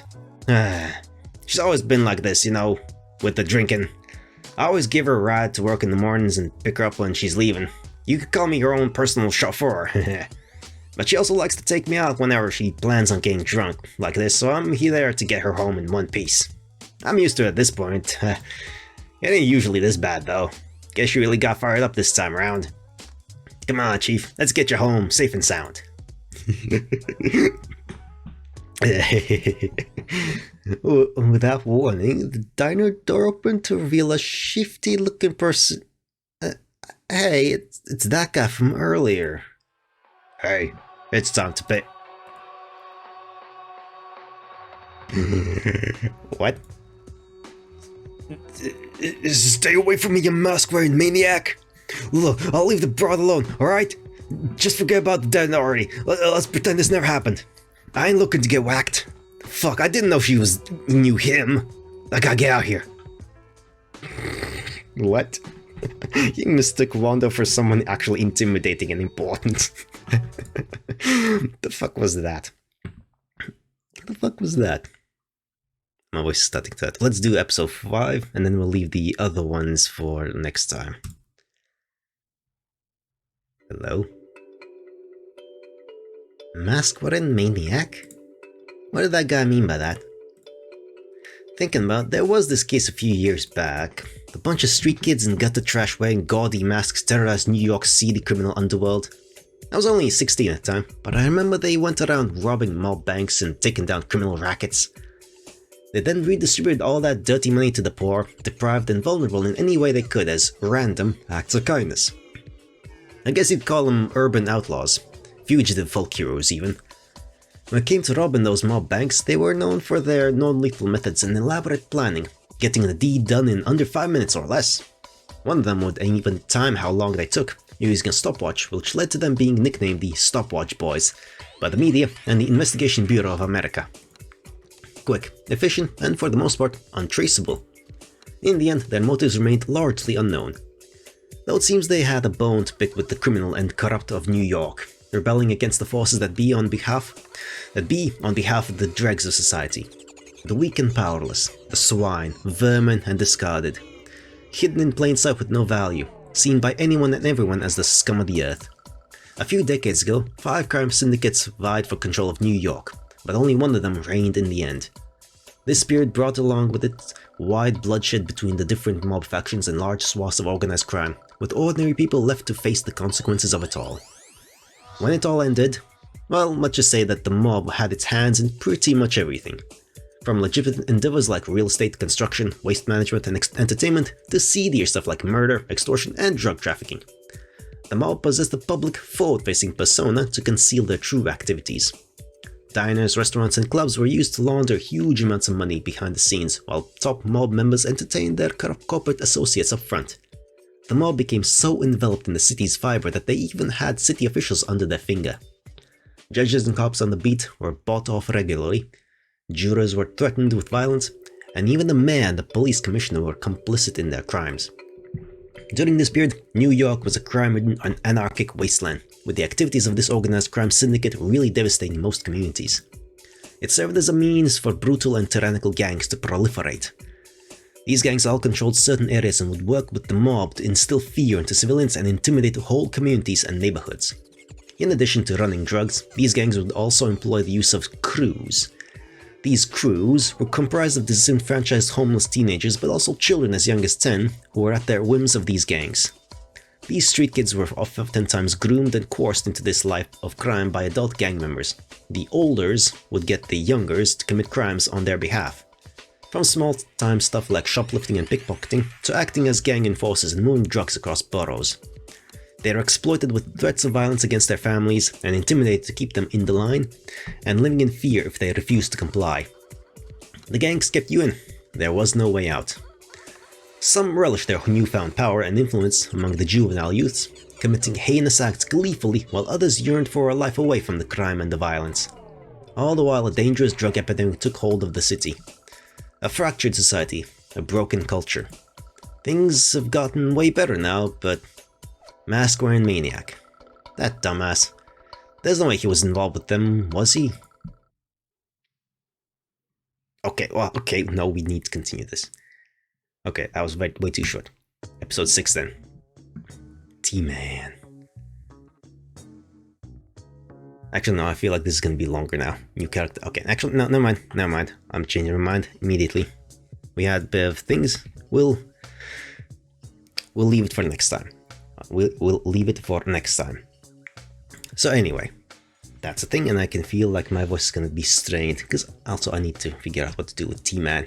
Anyway, that's for next time. For now, I'll leave you with more musical choices. Here, Ryo Nagamatsu Big Blue, apparently from Mario Kart 8, found somewhere else entirely, but that's fine. Ozzy Osbourne, Not Going Away, Fall Out Boy, This Ain't a Scene, It's an Arms Race, Robbie Williams, Kids, and Peter Gabriel, Mercy Street. And that's that. Thank you for listening. I'll see you next time. Peace. Today, we can continue with Punchline. Before we do that, we need to exercise the vocal cords, as always. So, where was I on the thing? The next bit of the little short stories that I've written. That should be this one. Yes. This is the correct thing. There we go. Let's exercise the thing. So, short story 46, part 2, I forgot, but that has a thing. Because this is apparently a continuation of some other one. Earlier, up in the thing. All the way up here. This one. But I'm not going to reread that, because, no, we don't do... I don't do that here. Nah. It's all available in the document anyway. Linked in the thing, the spreadsheet. Everything is there. Anyway, short story 46, part 2, from June 21st, 2018. Henry was livid with this predicament. Me, to judge and decide plebeian fate? That is for bookworms and other spineless men. And to give Anthony my realm? Nonsense, pure rubbish. How can you say that about father's will? I do not disagree that I'm not most suited to lead armies, and frankly fear the prospect. But his will is clear. If we are to become better kings, then we simply must abide by his decision. You are a fool. Father was ill and thought himself well, hence this ridiculous farce of a will. What kind of sane king does not name the next king? Are you saying you would accept me as the rightful heir then? Shut up, Edward. All you do is skulk around like a rat. The people barely know you exist, despite father's best efforts. Can't we just accept his written word as it is? He declared all others invalid, and believed none of us worthy yet. And what is this ridiculous counsel? A king does not beg to be crowned. While I draw breath, I will never allow anyone but me to be king. The bickering between the brothers went on for another hour, the queen silently staring at her husband's words, while the guards behind the closed door awkwardly tried to ignore as much as they could. Finally, she spoke. Sons, as queen and widowed wife, I demand you obey King Leicester's final will. Each of you shall fulfill your new duties and abscond the forbidden ones. While you remain in my jurisdiction, you will not leave until I have received a binding oath from each to do as the late king demands. I shall appoint people I trust to take on the duties he left for me, and I give you until the end of the next month to find your own trustworthy aides who shall take part in this first council meeting of the second Saturday of the next month after the next. Okay, that's everything. that everything that one had? Did I miscopy something? No, apparently not. Okay. So that's that. Sure. That really makes basically no sense at all. Anyway, I'm not going to elaborate on any of that, because that's not relevant. That's not what it's there for. That was there entirely for me to just read something. Anyway, Punchline. Wando, the conspiracy nut job with a heart of gold, former gangster. Well, not real gangster, like a Robin Hood bang gang type thing. And Veroka, the British drunk, kind of depressed salary work woman doing things just as they are. And then a bunch of cast of random colorful characters doing their thing. And that's that. Episode 6. Yeah, let's continue. Let's go with that. Full screen. Let's do that. You go, eventually. There we go. Episode 6. T-Man. Dude.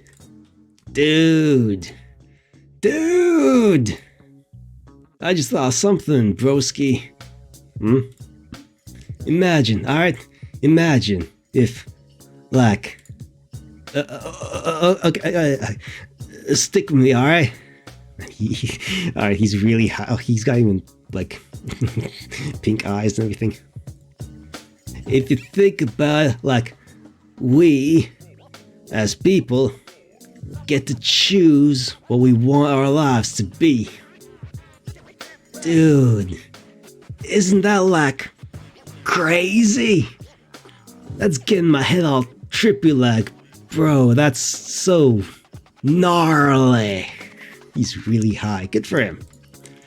Dude, do you ever wonder, like, imagine if we were dogs, okay?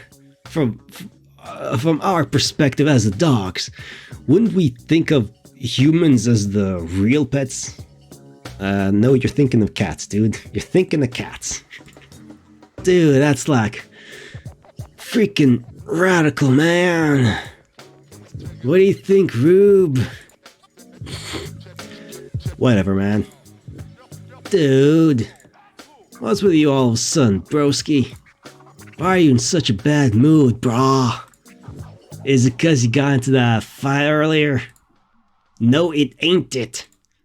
Dude, I keep telling you, you gotta stop taking the bait and get into these guy. The hell is your deal, man? He called me a delinquent.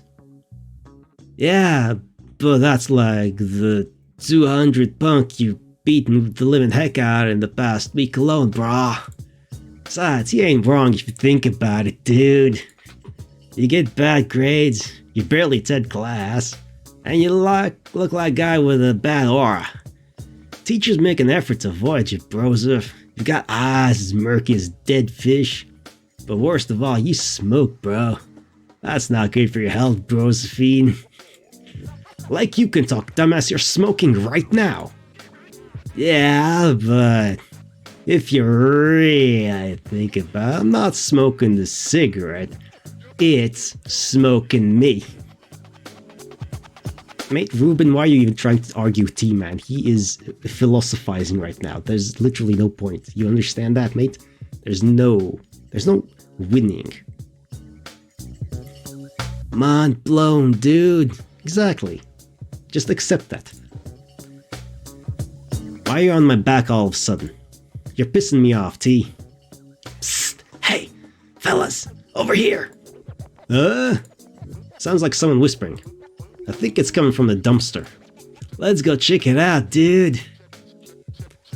We could hear rumblings coming from inside the dumpster in the alley behind us, and decided to scurry on over to it and lift the lid, only to find... Oh, god damn it. Hey, fellas! Whoa, Broheem! Long time no see. Where you been, dude? Sheesh, T, it's only been a day. I had to deliver some papers. Curse.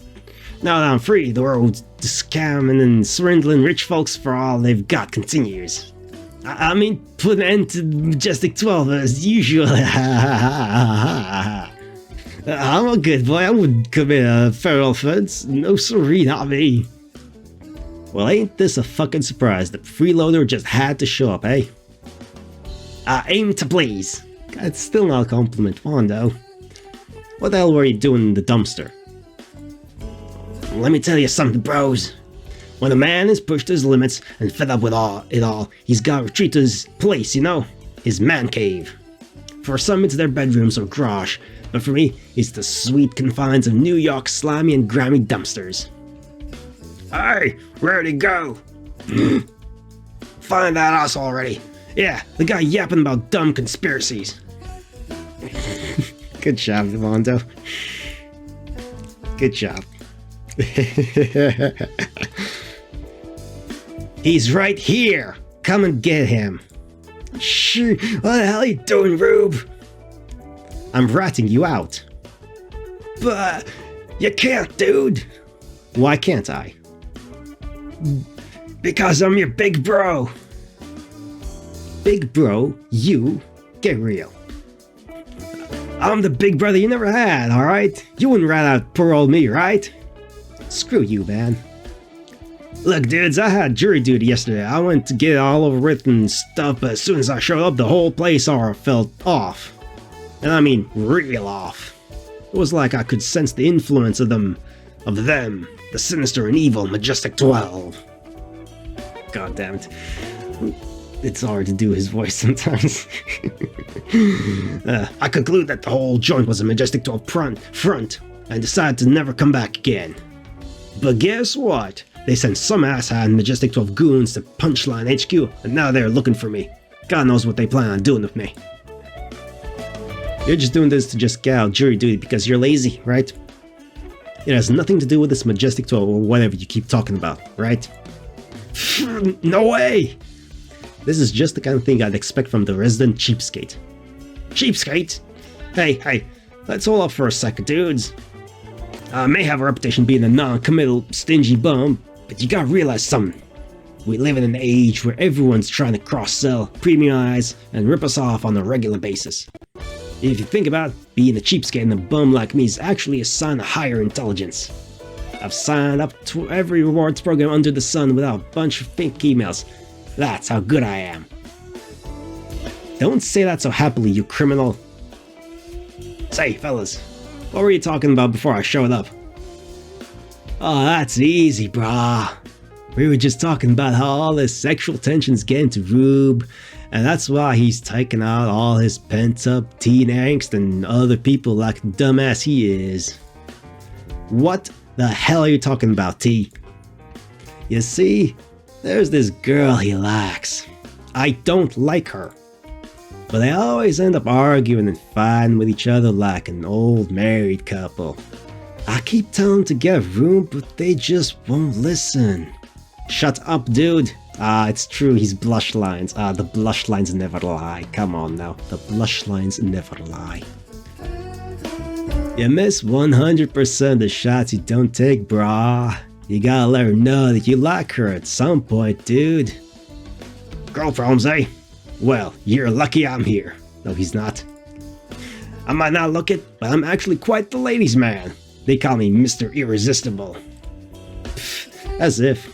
When was the last time a guy like you went on a date? Come on, Wanda, why are you lying about that? That's something you can't, bullshit your way out of.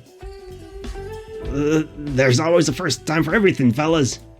Pfft, thought so. All jokes aside, though, it sounds to me that someone ain't been honest with how they're feeling. Take it from me. You'd do yourself a favor if you made those happy and sad feelings known to the world instead of bottling it all inside. It's perfectly normal to feel angry from time to time, bro. But I think what matters most is how you put it to use. Because for all you know, leaving it unchecked only for it to burst out in one fell swoop could hurt you and people around you. How'd you think your sister will feel if she sees the stuff you've been getting yourself into? Rita doesn't care. She's too wrapped up in her own little world to care about me. You know, when I was a kid, when I got angry, I'd go somewhere and just scream and shout what I was thinking and feeling in that moment. I ain't really one for the complicated stuff, but I always felt better afterwards. Come on, Rube, let's all do it together. Me and T will help. Don't hide behind a facade, guy. Express your emotions. It's a perfectly natural thing to do. Let your deep and inner thoughts be known to this cruel, cruel world. I like her. We can't hear you. I said louder. Preach to the choir. Don't be afraid. I like her, okay? I like her a lot. That's what I'm talking about. I like her, adore her, I want to make her happy. Now you're doing it. Louder, louder, keep going. I want to stick my mini harpoon into her wet and sticky blowhole. Yeah. Wait, what? Okay, let's dial it back a bit there, Slick. I want to play my dinky dong inside her velvet lady purse bros. Okay, now you can stop. God damn it. Fuck it out. Well, it's a good thing I don't even try to monetize anything, because this is not monetizable. Fuck that. I'm just gonna read it. I'm just gonna read it. I want to copulate with her and make her mildly disappointed in me for a short amount of time before we both continue doing the things that we were doing prior to engaging in coitus, okay? Alright, that's very... I guess that's... okay. What's that? What even is that? Correct. Okay. Alright. Anyway, tonal shift. Today's Pubble Bonk Festival and Parade Day.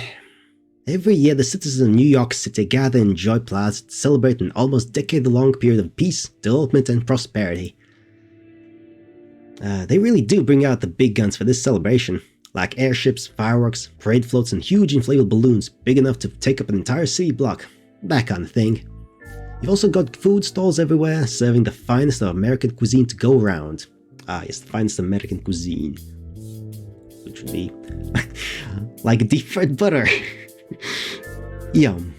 Yeah, American cuisine, fucking heart attacks. Fucking deep fried butter. That's a real thing. They deep fry fucking everything. Good lord. Today is supposed to be all about smiles. But I'm too jaded and cynical for that, I guess. While everyone is out there having fun and engaging in the festivities, I'm sitting in this dilapidated hangout with this doofus doing nothing. I'd go out, but I'm not really a fan of crowds. Though like most problems in life, it's nothing of a bottle of 4 vodka and 10 cans of strong lager can solve. Fucking 4 bottles of vodka. That's fucking a lot. That's a fuck ton. Good lord.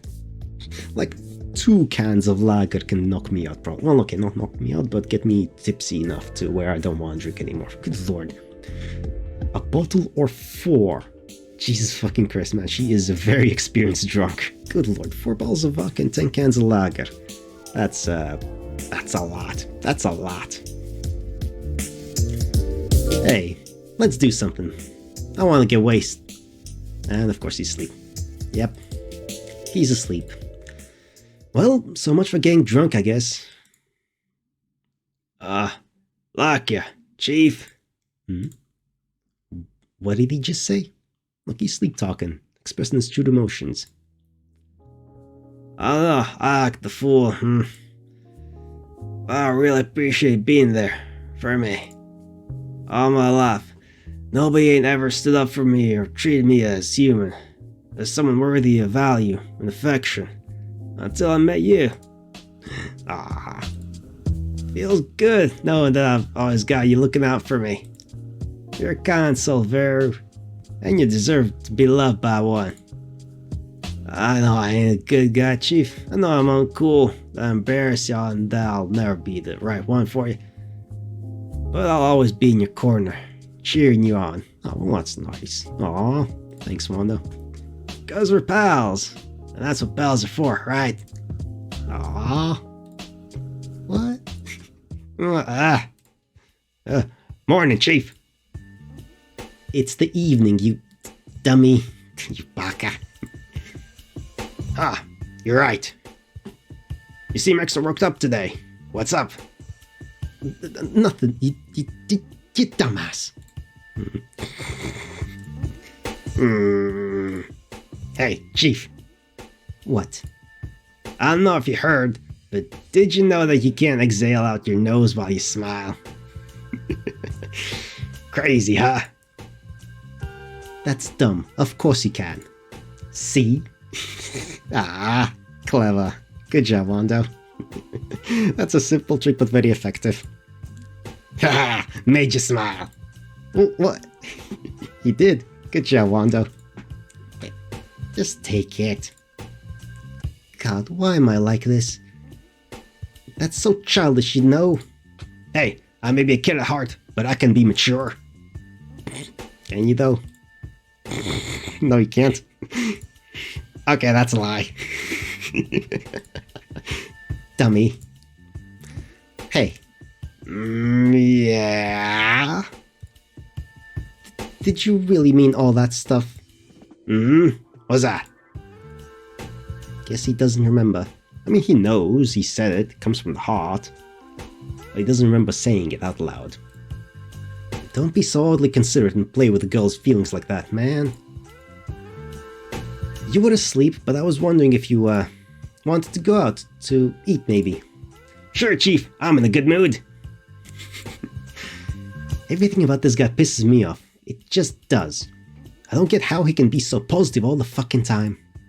Everyone looks at you funny and thinks you're a weirdo. How can you even live like that? People look at me funny? Ah, fuck, I let that slip out, didn't I? To be perfectly honest with you, Chief, I couldn't care less about what randos on the street think of me. Too many people place their self-worth on the opinions of folks that couldn't give less a crap about them. I don't like thinking long and hard about this stuff because it hurts my head. But I want to surround myself with people. Important people that I really care about. People like you, Chief. You really are the pits, man. You can't just act all smooth like all of a sudden. You know, I think I'm starting to have a thing for dumb, pathetic losers like you. Well, what do you know? I'm starting to have a thing for short, snarky, easily flustered, pouty, mean, cold but warm, tender and kind-hearted binge drinkers such as yourself. Jesus Christ, that's a lot. And I wouldn't have it any other way. We really are hopeless, eh? You said it, Chief. Come on, let's go out and get something to eat. I'm starving. Before that, though, I got an idea. Is it a good one? It's one though, so who knows? Hey, you're judging me again. Stop accurately predicting what I'm gonna say before I say it. People who live in Glass Rock shouldn't throw houses. That doesn't even make sense. It's close enough. Look, it's the feeling. He's a little confused, but he's got the spirit, you know? Look, we still ain't settled the matters, that.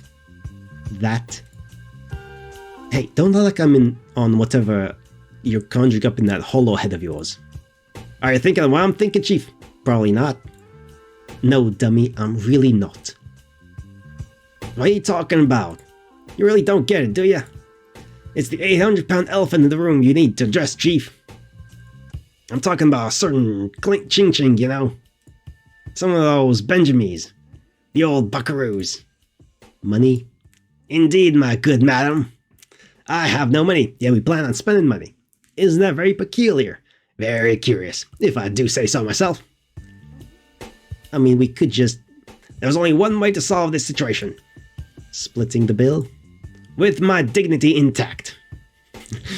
With your non-existent dignity intact. Let's see. Being a responsible, informed consumer, recording your expenses, setting aside a workable budget for yourself to reach your financial goals. Stop talking all big and smart like, dummy. It's rock, paper, scissors. Passed down among civilizations, it's the ultimate duel of fate.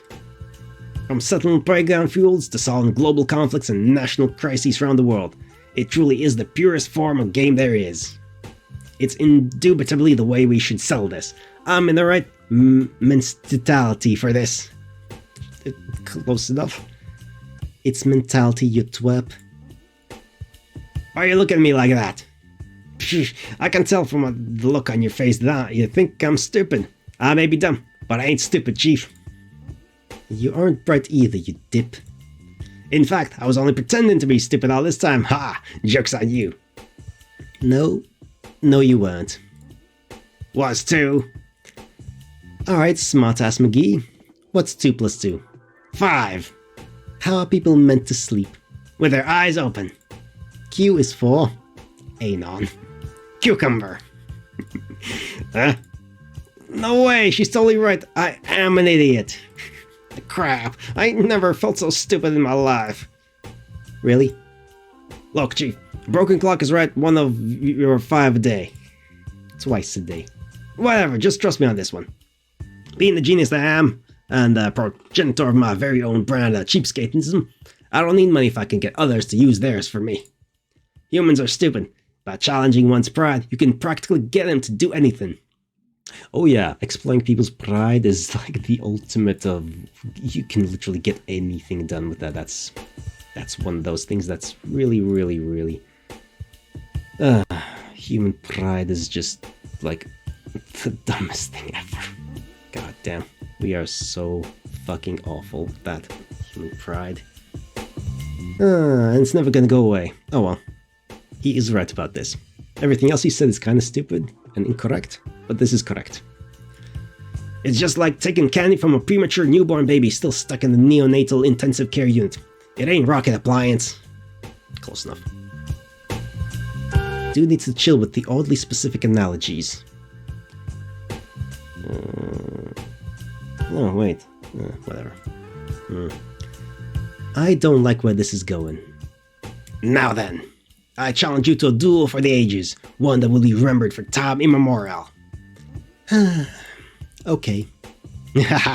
Accepting that easily, what a fool. Rock, paper, scissors is my bread and butter, Chief, my home turf.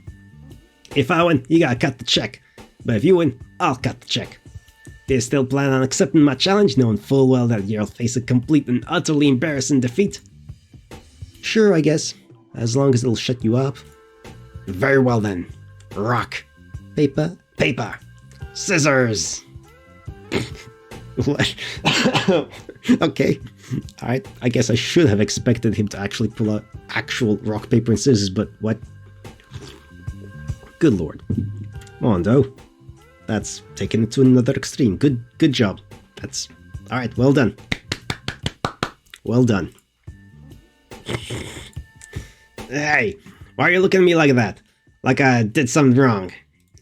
The name of the game is rock, paper, scissors, right?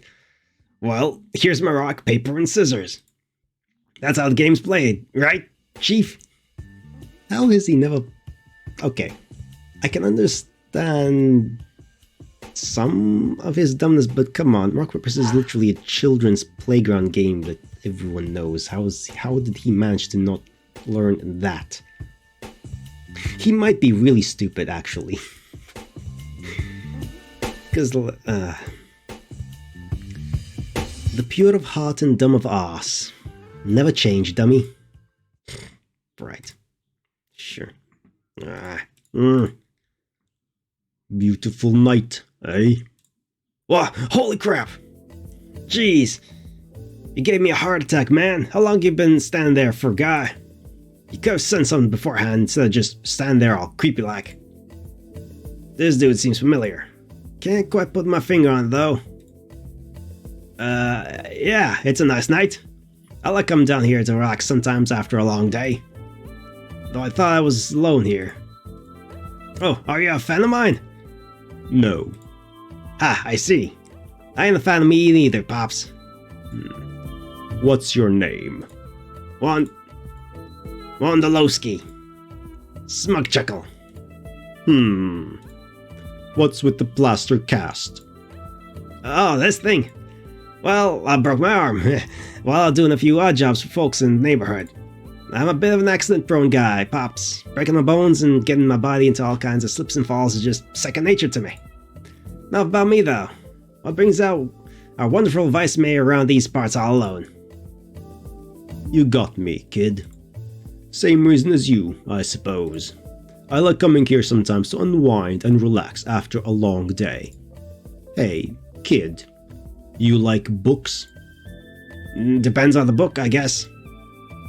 I've been reading one lately by an author who passed on a long time ago. He spoke a lot about spirituality, enlightenment, and transformation. He did so through stories. Wanna hear one? There once was a frail old woman. Let's name her Sandy. Sandy had very much enjoyed a hearty life. She was happily married.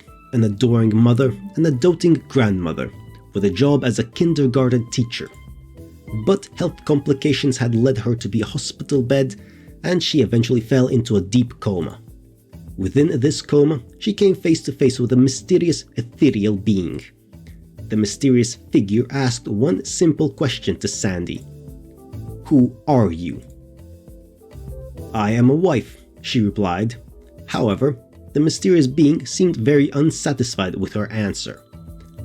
"I did not ask whose wife you are, but who you are. Who are you?" "I am the mother of 4 children," she replied. "I did not ask whose mother you are, but who you are," the mysterious being exclaimed. The being, yet again unsatisfied with her response, simply asked, "Who are you?" The eternal question, who are you?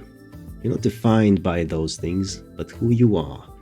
That's why I don't define myself, that's why I don't have any kind of lore, not that junk like this with this VTuber thing. Like, I'm just some guy, I'm me. That's it, that's all it is. I am me and nothing else. All those other things, whatever I studied, whatever I work, whoever I'm related with, and blah blah blah, that's secondary.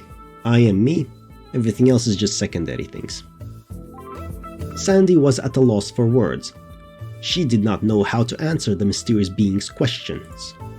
She would exclaim that she was a Christian and that she was a school teacher, only for the mysterious being to reply with, "I did not ask what religion you believe in, or what you do, but who you are." Sandy had felt unsated and gloomy following this experience with the mysterious being. Before she knew it, she woke from her coma and fully recovered from her illness. Sandy had felt determined to find out who she was and her reason to live. Ain't that nice? Yawn. Was this supposed to be deep or insightful? What are you getting at, Pops? "I am a very happy man, you see. I have a family, a loving wife, and a beautiful daughter. A city that adores me, and the responsibility of making New York a better place for everyone. My life has importance, a purpose if you will. I have people that rely on me, and I recognize that. I'm of the belief that the ultimate goal any person can strive towards is that feeling of happiness. And one of the best predicators of happiness is whether or not a person has purpose in their life. So I ask you, what is your purpose in life? What makes your life worth living?" A purpose, huh? I've always been envious of people who wake up every day with some sort of goal in mind. Having someone or something that makes toughen it all out and face extreme hardship worth it. You know, when I was a kid, I always dreamt of being a superhero. I was always in front of the TV, watching whatever junk we had on cable. To me, superheroes always represented things like courage, conviction, and above all else, that sense of selflessness. Little old me respected that a lot. I ain't got powers and I ain't no hero, but I always wanted to be one. Growing up, I had no place I belonged. I was starved any feeling of being and didn't anything to be accepted. To be made to feel like I was loved and mattered to somebody. Anybody. Even by the wrong people. When neglected and lonely kids starved of infection, they'll do anything to get it. Even bad things. I ain't a decent person, Pops. I did a lot of things in the past I regret, and I hurt a lot of people. I've known violence and destruction all my life. Hell, I ain't never really planned on living past the age of 17. Yet here I am. I got hurt and betrayed by a lot of people. People I trusted. Folks only hurt because they got hurt in them. You know, folks like me. My own ma put me through a living hell. One that I never really grew out of. I never got to live a childhood free of pain and regret. I had to grow up fast to survive in this cruel world of ours. Street kids like me, we all did. I weren't allowed to be innocent, to be pure, to be blissfully ignorant and blind to this savage and painful existence. I'm hurting, Pops, but it ain't just me. In my short time, I've come to understand that everyone has their own pain that they are burdened with, and that everyone is struggling in some form. Everyone's got a strong story of their own, yet they still get up in the morning and brave the world with everything they've got. They carry on. That's kind of inspiring in a way, you know? Some people put up walls to block themselves from the rest of the world, while others put on a mask to hide what they're really feeling. It's a struggle to communicate, you know, to be able to trust one another. I ain't really one for empty platitudes, but I've come to realize something. After a lifetime of pain, suffering, and loss, I don't want anyone to go through the kind of things I went through. Tell you the truth, Pops, life's an immense struggle for me. Getting through the daily to meet the morning sunrise is all uphill battle, and there ain't a day I don't wish it just all end somehow. But there are some special people in my life, and I want to do right by them as best I can. Especially her. I'm really the ambitious type. I don't know how to love or be loved, but it's enough for me if I can make a small difference or be a positive force in the lives of those around me. I'm worthless, Pops, but I don't want to see the ones I care and cherish the most lead the life of pain and misery I have, and I'll do anything to make sure they don't. Even if it means playing the fool. Even if it means playing the villain. Even if it means carrying a burden too big to bear. Maybe that's my purpose.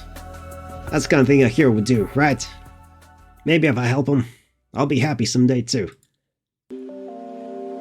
Guess you're capable of introspection after all. What? You didn't think I was capable of this introspection thing till now? Well, to be perfectly honest, I didn't either. Good looking out, kid. Thanks for humoring this old man. I've been meaning to talk to someone about all of this for a while now. You're dumber than a box of rocks, but you've got a good head on your shoulders. Though I can't shake the feeling that underneath that carefully constructed facade of yours is a terrorizing and sinister aura. It's unnerving and downright frightening to even someone like me. Those eyes of yours hold animosity and contempt, but also an incredible sadness. For all your talk about masks, you look like you've got the most to hide. Just who are you, really? I'm just a dumb guy. A 21st century boy.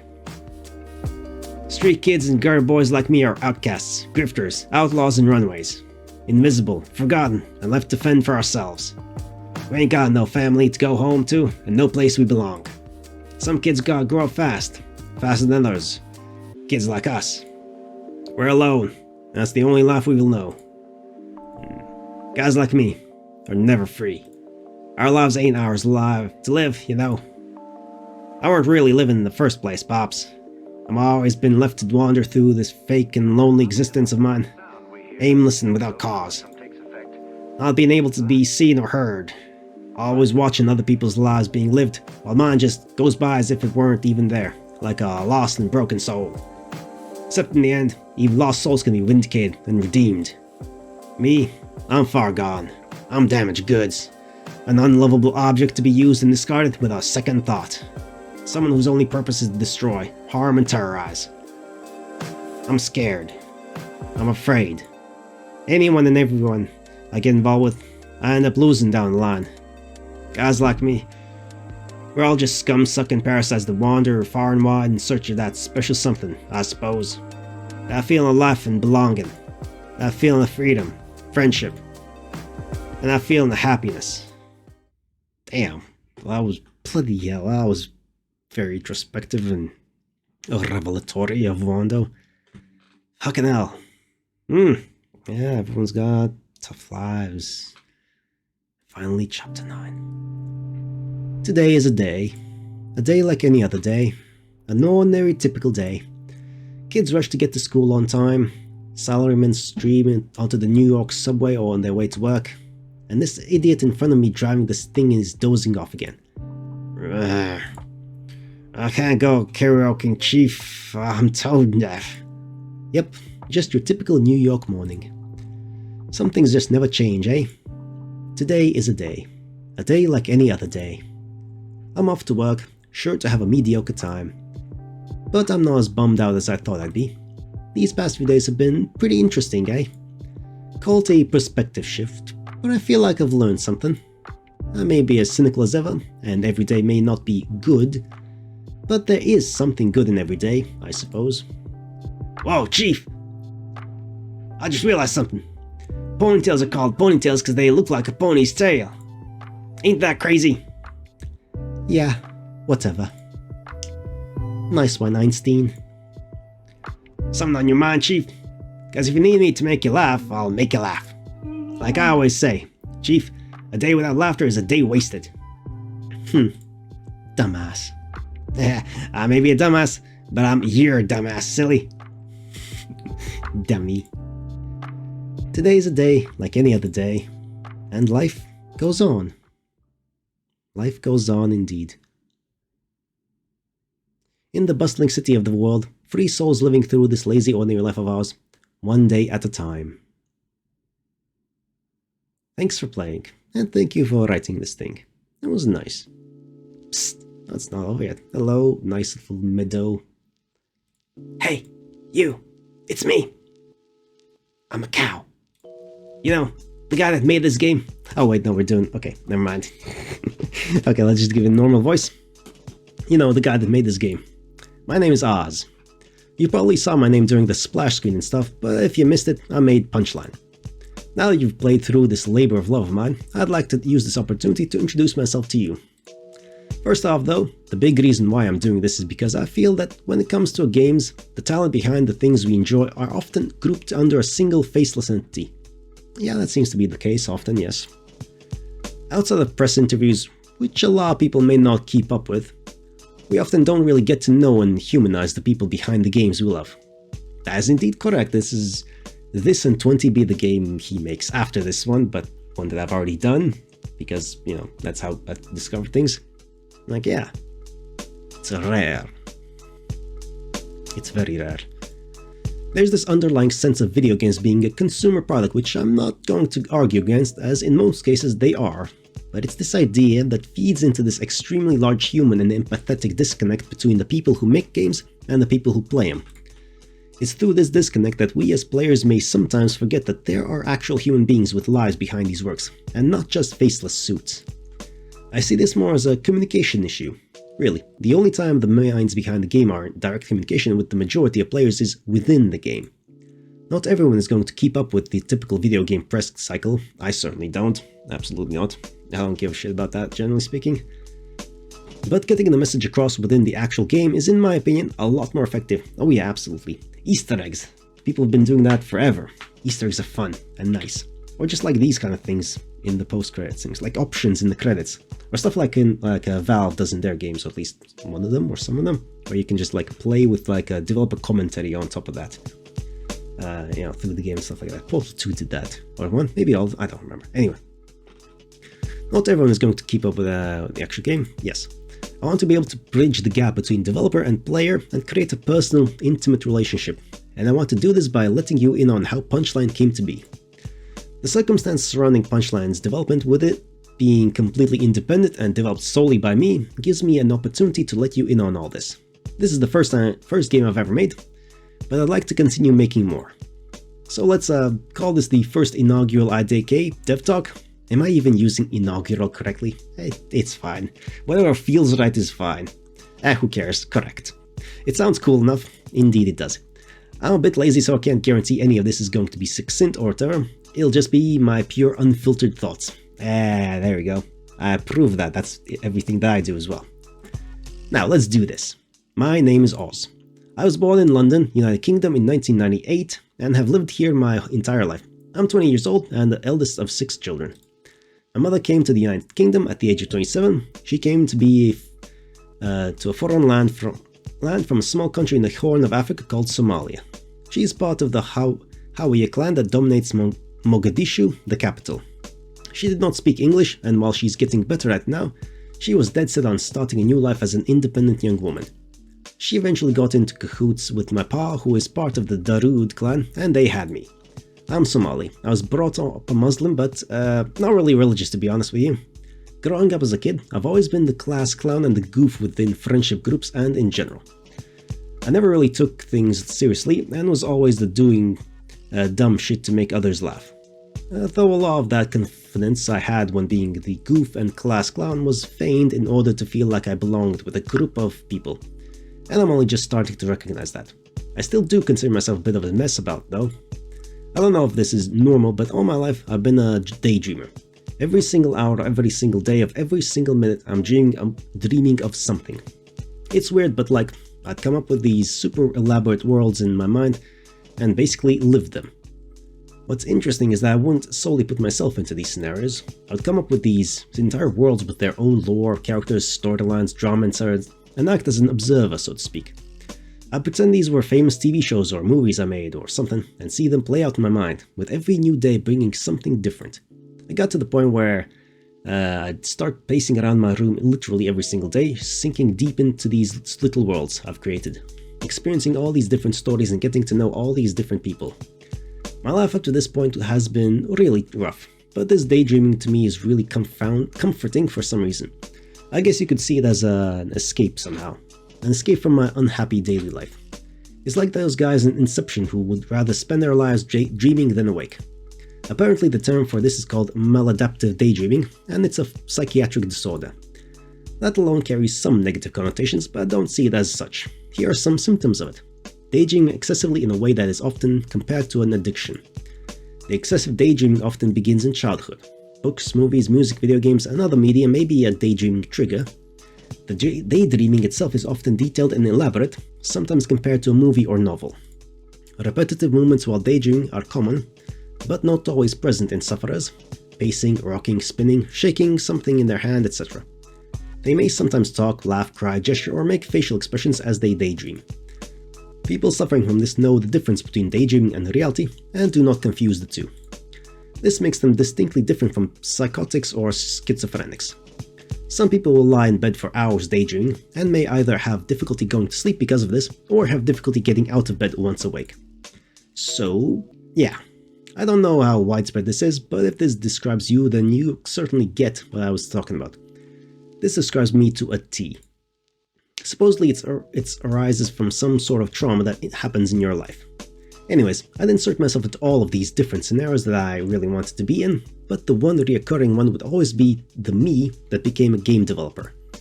A game developer with a small but loyal fanbase, putting out dumb fun games, the kind that you can pick up and play whenever and wherever.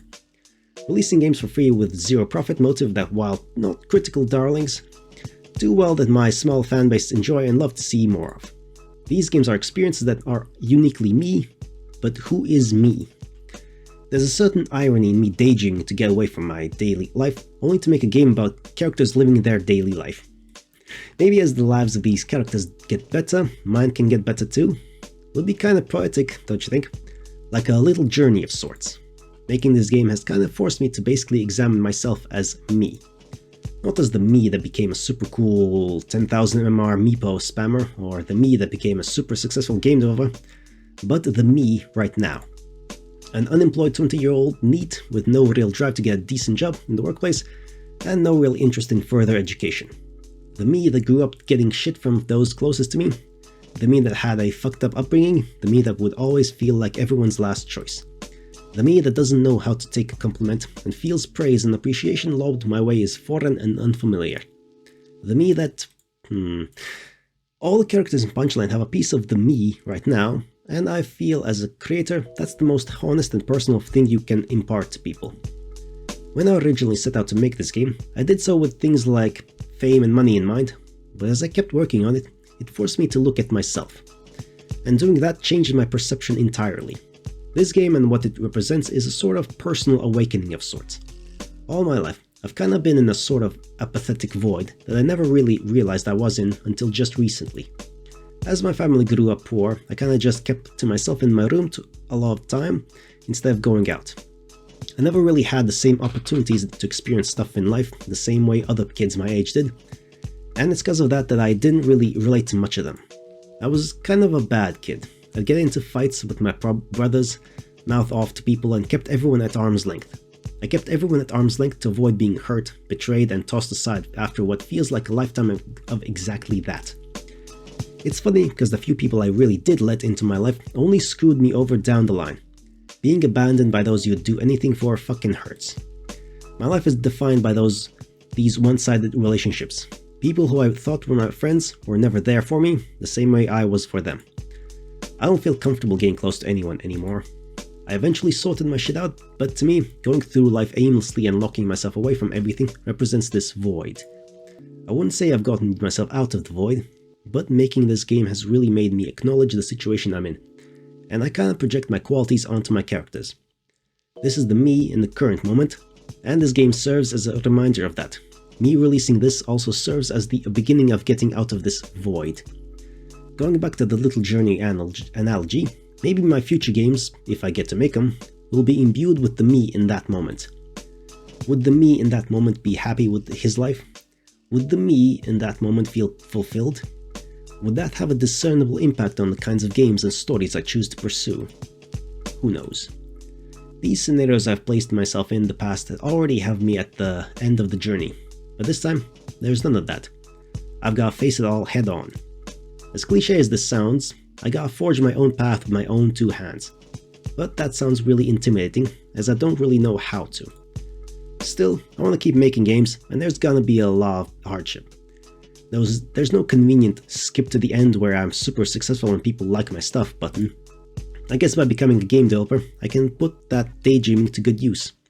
I can bring the stories in my head to life while fulfilling this lifelong dream of becoming a game developer. It's quite productive if I do say so myself. Now, let's move forward. As a kid, I really liked video games. To me, video games served as a means to be able to escape from the mundanity of daily life and jump into interesting foreign worlds. Parallel to this love for video games, that daydreamer in me was always interested in creative writing, even if I was pretty bad at it. I wanted to bring two and two together, so it was natural that I'd end up asking myself this one specific question. Could I make my own game? This simple, innocent question that my little self had conjured up would be one I'd consistently ask myself for years to come. When it comes to games, I kind of wanted to make something that's basically video game junk food. Something that is comfortable, will keep you happy and coming back despite not necessarily being the deepest or most thought-provoking thing out there.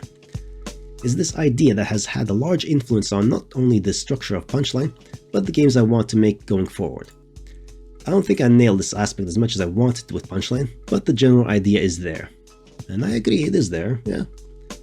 The game features short, self-contained stories and scenarios that centers itself around the familiar concepts of a boring daily life.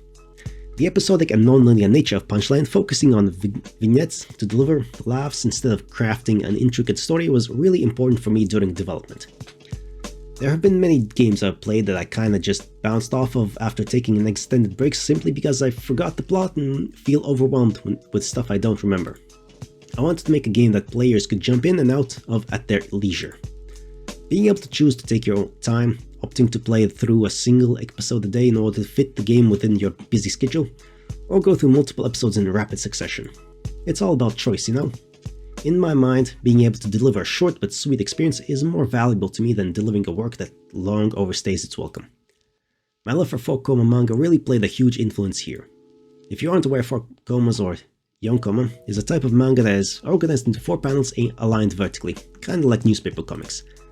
That format doesn't really lend itself well to any sort of long-form series or whatever, but it's really great for gag manga because it follows the structure of Kishoten Ketsu. Ki, introduction, Sho, development, Ten, twist, and Ketsu, conclusion. Kishoten Ketsu, okay. What's interesting about Kishoten Ketsu is that it isn't hinged on some huge central conflict or plot, which allows for some more organic storytelling, I guess.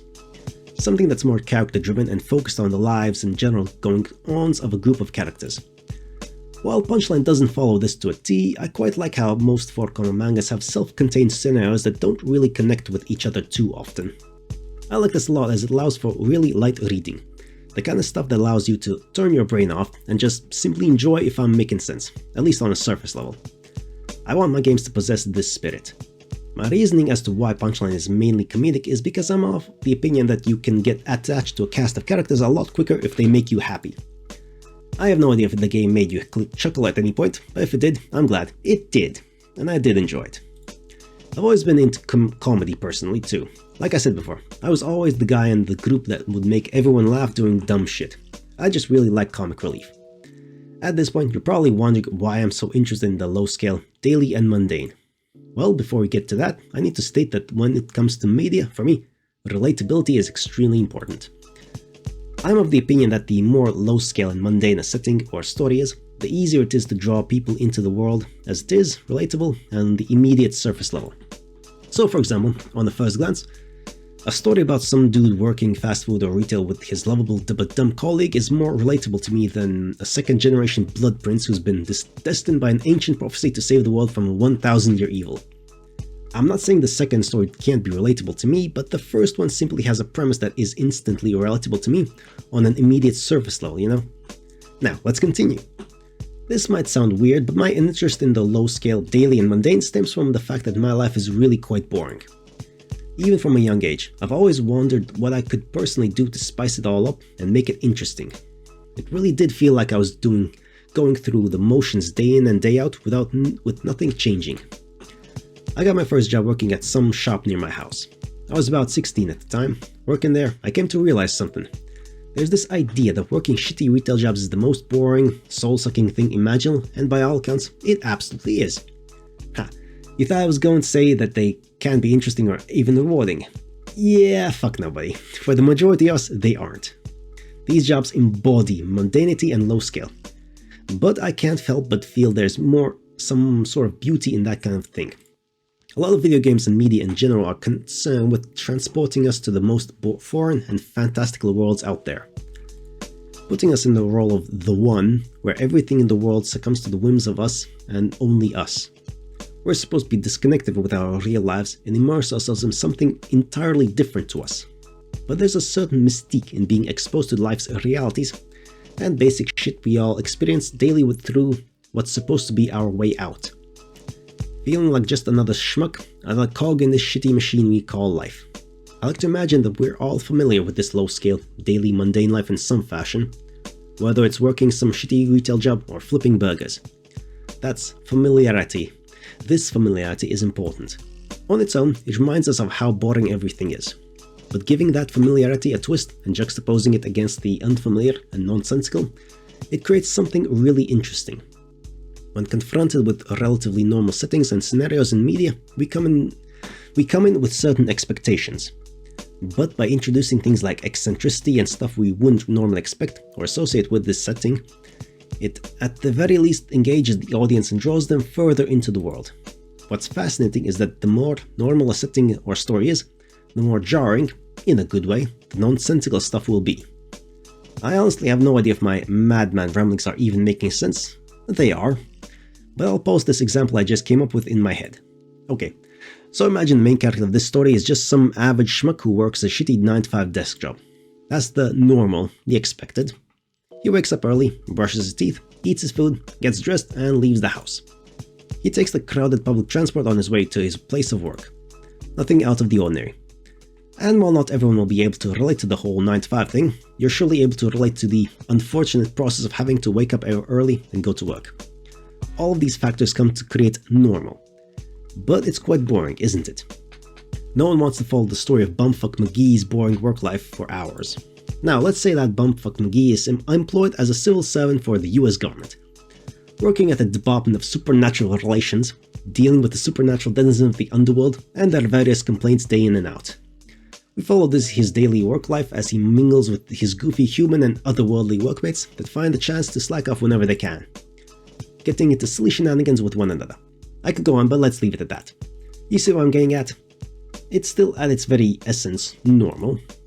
It's those normal, low-level and mundane elements like the main character working some shitty desk job that keeps us tethered to the world and keeps that feeling of familiarity alive. But it's weird and detached enough that we can separate it from our actual real life so it doesn't become too boring. It'll keep us interested as anything can happen. The normal is what brings us in, and the weird, wacky and nonsensical is what keeps us there. A lot of settings are extremely fantastical and stuff, but you can find elements of the unexpected through the normal, typical and mundane that we actually experience in our daily life. I don't know if there's an actual world for this concept, but I like it a lot. I guess that's why I'm interested in the mundane, daily and low level. Okay, detour time is over. Let's get back to the meat of it. Now, I want to let you in on how Punchline came to be. Remember earlier I told you that even from as young as 10 I wanted to make games? Well, that want was always at the back of my mind, but I would also convince myself that it couldn't be done. I'd always tell myself that it's too difficult or that I don't have the proper skills to do so or whatever. Looking back on my school life, I did well grades-wise, but never truly was motivated to succeed if I'm making sense. While loads of the pupils had amazing plans like going off to become lawyers or other cool stuff, I was stuck not knowing what I wanted to do. I genuinely believed I would simply go through school life expecting to finish off 6th form with decent grades, go through university doing a shit degree I'm not interested in, accumulating a fuck ton of student debt in the process, and becoming a fully fledged suit working a shite job that I hate just to pay the bills and live in this shit world. During my second year of 6th form, 17 years old, 2016, I had simply lost interest in school. I didn't know what my future would entail, and that had me shook. I didn't want to go to university, and I felt left behind with everyone dead set on knowing where they were going to go. It's from this that I ended up repeating 6th form again due to my poor grades as a result of absence. I like to treat me repeating these 2 years again as a sort of second chance of sorts. It's from this that I managed to really take the time to figure out my life, what I wanted to do, and how I would achieve this. What I really wanted was to make games. However, without fail, I doubt myself, every single time. Around November 2018, I had realized that I was back to where I started. Only a few months remained until I had to leave school, and people years younger than me had already figured out their plans for the future. Looking back on it, I was in a seriously bad spot. While in a random Discord call with friends, one of them had posted a clip of a cyberpunk city built in Unreal Engine 4, all done by a single person. I don't know what it was about this particular thing, but it really stood out to me. This person had probably spent months of their life, probably part-time too, working tirelessly to create something so breathtaking and astonishing. It suddenly dawned on me. I have months left until I'm flung into the real world. I have literally nothing to lose. Why not just go for it?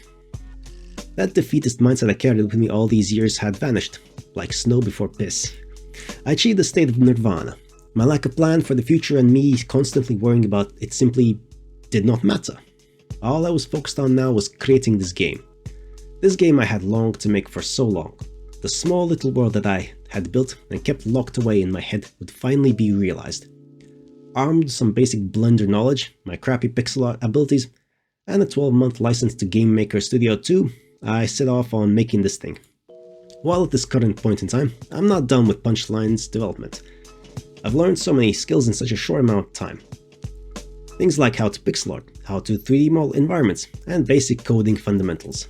The process of making marketing materials in proper dimensions, managing various social media pages, the Steamworks process, how to get a game ready for shipping, etc. This is shit I never even knew last year. Well, to be fair, I already had experience modeling environments, so that's kind of cheating. It's funny because I wouldn't consider myself an artist at all, let alone a character artist. My strength is in writing, but I had to get it all done on my own in the end. The only thing that matters to me, art-wise, is that it's all serviceable, which I feel the art in Punchline is. It is indeed, yes, it's very nice actually.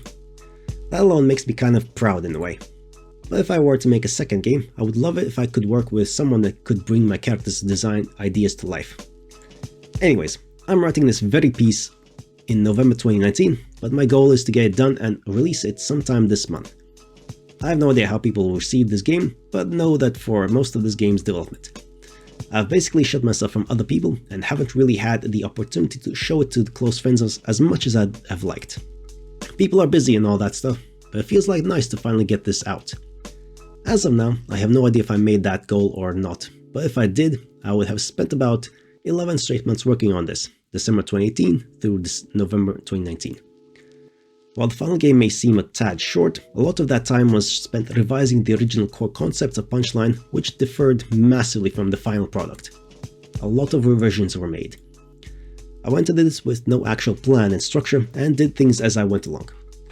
While it worked out in the end, I don't want to repeat this for the second game. I also had to cut a lot of art assets I wasn't happy with, like backgrounds and CGs for example, which I spent a considerable amount of time on, and focus on the ones left that I liked. I'd love to go in detail about all of this stuff, but this document is already pretty long.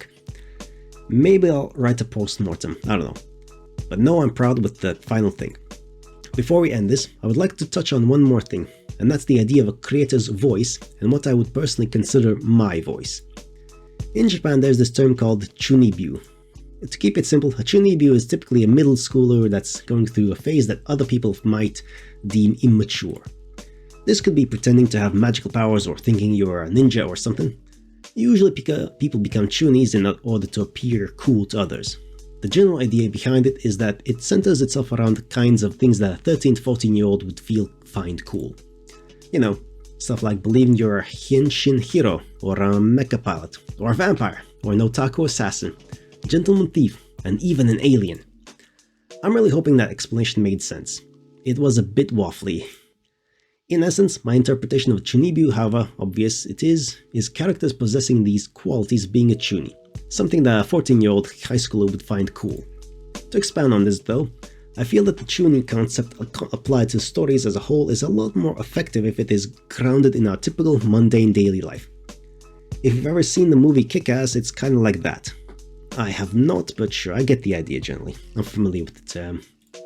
With the main character wanting to become a superhero in a relatively grounded world despite being a completely normal person. Anyways, I was definitely a Chunin when I was younger.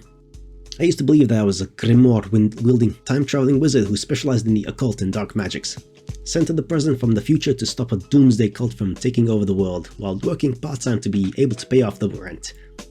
That's the kind of thing that people may find cheesy or embarrassing, or whatever. Not really, there's an entire fucking industry like a manga and anime and stuff like that centered around that. It's fine. But I fucking love that kind of thing, you know? I'm not ashamed of it. And you shouldn't be, it's fun. It's silly, carefree, light-hearted and dumb, and I want to make stuff like that. I like a bit of drama here and there, and conflict is absolutely necessary in a story, no matter how big or small it is.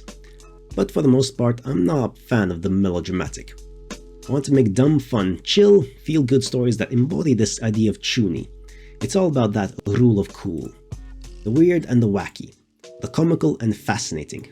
That's the kind of stuff that I'd say defines me as a creator, and is the kind of thing you'll see from the stuff that I make.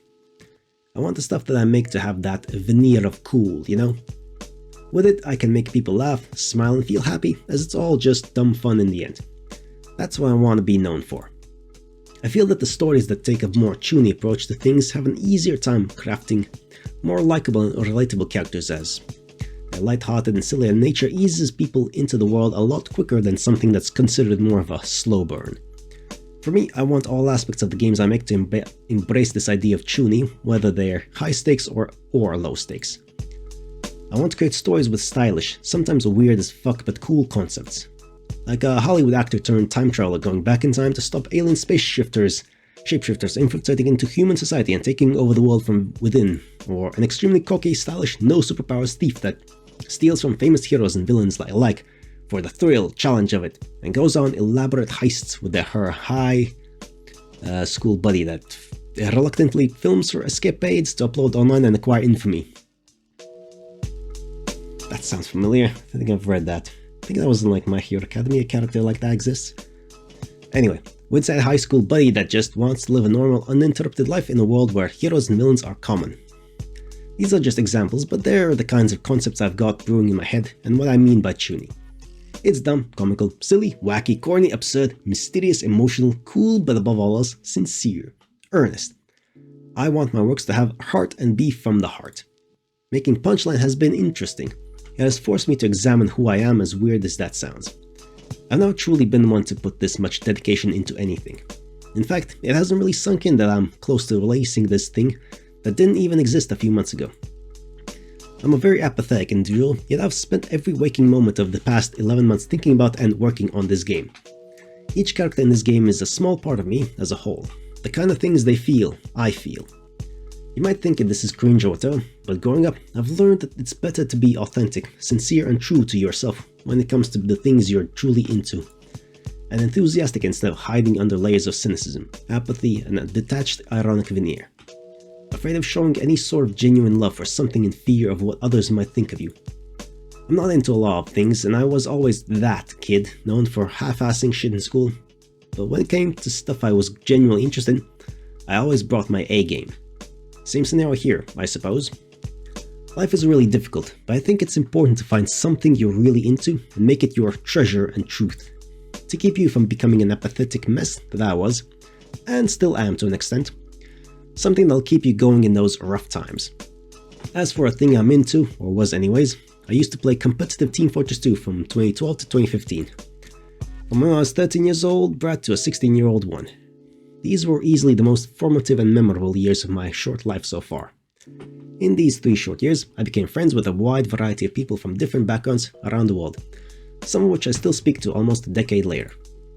Managed to win Division 1 in ETFZL Highlander as part of one of the best European Highlander teams around at the time. The Team Fortress 2 community, while trashy, was also somewhat varied in the types of people that were part of it. It was simultaneously the most accepting gaming community around, but also the worst place for anyone, as a friend of mine opted to put it. I always like to imagine the Team Fortress 2 community as a pack of outcasts, very grassroots. A lot of people played TF2 to escape their shitty daily life, and I was one of them. While you had legitimate esports like CSGO or Dota 2, TF2 was left to fend for itself with the lack of competitive support from Valve. It's here where the community really rose to the challenge and practically managed the whole competitive side of the game. Beyond that though, you also had community charity drives like Tip of the Hats that would pull in some major coverage and make hundreds of dollars, giving to children suffering from cancer and making a genuine change in the lives of those that are less fortunate than us. Team Fortress 2 was really weird in the end, but this period of time, playing with my friends every day after getting back from the boring and shitty days I had at school, getting up to dumb shit with the lads and not having a care in the world, is easily my most treasured memory of my life so far. Watching frag videos from this time has me reminiscing about the good old days, where we were just dumb kids doing dumb shit. If you want, go on my Steam profile, you'll see all the different medals I earned from the various TF2 tournaments. I participated in one from 2012 to 2014. And while they're just pixels at the end of the day, I feel an immense amount of pride, love and passion. It represents an important part of my life which I treasure deeply. It's that feeling, this treasure, this truth that I want you to keep in mind. Whatever it is you're into, always keep it in mind. Because no matter how shitty life gets and how jaded or cynical you become as a result of the cruel world around us, always keep your treasure, your truth at the back of your mind. Make your life force and draw from it. Alright, we're sitting at 5,643 words here and I don't want to waste your time any longer, so I'll begin wrapping things up. It's fine, be verbose. I've spoken about the potential second game here and there, but I'll let you in on what's up with that. I've been coming up with ideas here and there while developing Punchline, but I think I've finally landed on something solid. While I can't say I've entered pre-production or anything of the sort yet, I'm liking this a lot. An important part of this is that it's gotta be somewhat practical and achievable for me to make on my own. That was the case for Punchline, and I'm hoping it's the case here too, as I gotta ship this someday, right? What I know for sure is that while it's not a sequel to Punchline, it's definitely a follow-up in the sense that it'll be set in the same universe, same city, and include all of Punchline's characters. Ends up not being the case, but sure. But feature new protagonists, a new set of characters to mingle with the ones we already know and love. I really want to double down on this idea of an ensemble cast of varied characters from different backgrounds and walks of life coming together to embody this idea of family outside family, if that makes sense.